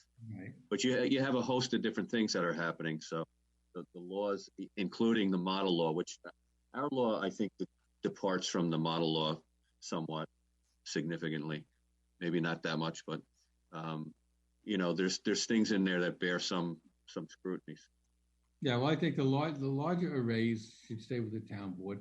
The smaller stuff, I mean, anytime you do a commercial site plan, if that comes up, that's something the planning board can right now, take care of and do. Yeah, and you're not. It's absolutely permissible, and planning board can say you want to put solar arrays on your building top, you can do it. So that's not an issue. And for the residential, I guess that's really, the smaller residential. I guess the ground mounted in people's backyards maybe have a certain controversy, but other than that, yeah. And there's something in the law that makes it jump into, some other requirements, so that's not, that there is some regulation that makes sense. So that's all I want to say about it. All right. Well, I'd love to be able to get this thing moved forward, applying the fee that was already made and having, the town board work through it with public hearing, both. Considering we don't even have an application, Michael. Well, I think you have an application before the planning board. So I think if it just gets transferred by resolution to you guys can handle it. It's maybe a different fee, but it's going to be less of a fee than they've already paid. So it's just, I mean, you guys have the authority to pick up any application you want, no matter where it goes. So, I mean, you can always do that. You always can pull back your authority on any application. So John, do we just want to get a copy of that sent to us, I guess, to take a peek at? Yeah, I'll make a package for you and send you over the information. You may have seen it before, but I'm sure you didn't retain it, of course, that there's no reason that you would. But of course. I'll send over the Underhill one as well. So you have two things to look at. So you can kind of mull over, if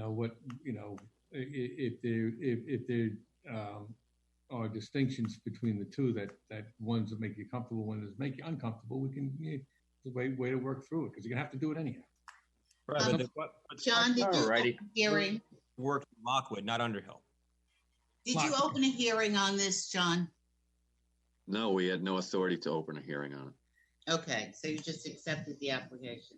I accepted the application so they could come to the board and get some feedback, and that's essentially why we did. There's no recriminations. I just wanted to know. But no, I just want to remind everybody of how things were developing last year. Yeah, you were operating in a vacuum. So I mean, what else could you do? Well, thank you, Michael, for bringing this forward. No problem. We'd love to be in front of you sooner than later on the whole kit and caboodle. So, we haven't seen it. Well, no, I mean, you know what? I don't know when I guess I'll have to get it so I can share my computer screen with you on the submissions. When are you going back to flesh and bones meetings? Everyone already is. All flesh and bone meetings. I'm sorry. We're at meetings. Yeah, we're all in the same room, Mike. You're the only one who's remote. The trouble is, we may not go back into meetings where there are lot of people. Yeah. Boy, I wish I could. All right, so John, you're gonna repackage and circulate to the board. That's how we're leaving being. And then the board will review the application and we'll make the determination. My request is we make the determination by the next meeting. If the town board's going to be. If we don't get it now, I'm not going to make anything by the next meeting. If we don't get an application, Matt, I'm not. The application's already. But the application's already. To be clear, an application was made to the planning department, the planning board, because the only provision for review, John. No, I am not disagreeing with you. Yeah, so the thing is, the town board can pick that up anytime. You know, you have the authority to pick up any application you want from any board. You can always do that. They only operate under your by delegating the authority. So you can pull it in at any time. If you're going to consider legislation in terms of solar array farms, you're best to pull this application in that process so that you can work through an actual application while you're working through the legislation, which would make sense. Circulate the application of the package to the board. Let us review it.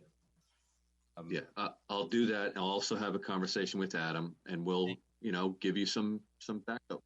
Yeah, let's see if we can do maybe something. Maybe we can do something by next week, but at least let's refresh our memories on the whole thing. But next week would be great. obviously, we appreciate you bringing it back forward to the board. About the application, review it, and make a determination as to next for the proposal. Yeah, and and John, just Lockwood. And if John and Adam, you want any sage or unsage advice, I'm available. Okay. All right. That's So it. let me Thank you. To kind of push All it. right, thanks. That All right. offer is appreciated. Thank you. All right. Enjoy the rest of your evening. Thank you, Michael. We're out of here. It'll be tomorrow soon. Good night. All right. All right. Okay, so Thank you, guys. Good night. Good night, John. Good Good night, John. Thank you. Thank you. Thank you, John. Thanks. Moving on to resolutions. I'm going to entertain a motion for and collectively to Good. appoint Peggy Ann Thorpe to the position of Assistant Court Clerk effective 29th, 2020. Authorize the Landmark Preservation Commission to apply Pomeroy grant for historic sign at the Soundview Preparatory School. We heard that earlier tonight. Authorize her to sign an agreement with the Westchester County for wellness and nutrition services, the amount of $9,357, and estimated nutrition services and reimbursements in the amount of $2,771. Authorize the superintendent an intermunicipal agreement with Westchester County for solid waste and recyclable disposal from disposal district number 1. Award bid for Cummins Engine OEM parts for the Highway Department. Bid for pavement markings for the Highway Department. Award. Michael Grace, just Mute Mr. Grace. Bye, Ms. Grace. So just mute him. Mute him. Bye. Award bid for street and traffic signs for the Highway Department. Extend bid for John Deere OEM parts and construction equipment for the Highway Department. Authorize controller to release check number 2493, which served as a performance bond for work performed at 3 Birdsville Drive in the amount of $250. Authorize the comptroller to release check 322, which served as a performance bond to Jane Pool Specialists, Inc. in the amount of $250. Authorize the comptroller to release check number 127, which served as a performance bond for work at 1358 Kitchewan Road in the amount of $250. The comptroller to release check number 1179, which serves as a performance bond to Conti Homes, Inc. in the $500.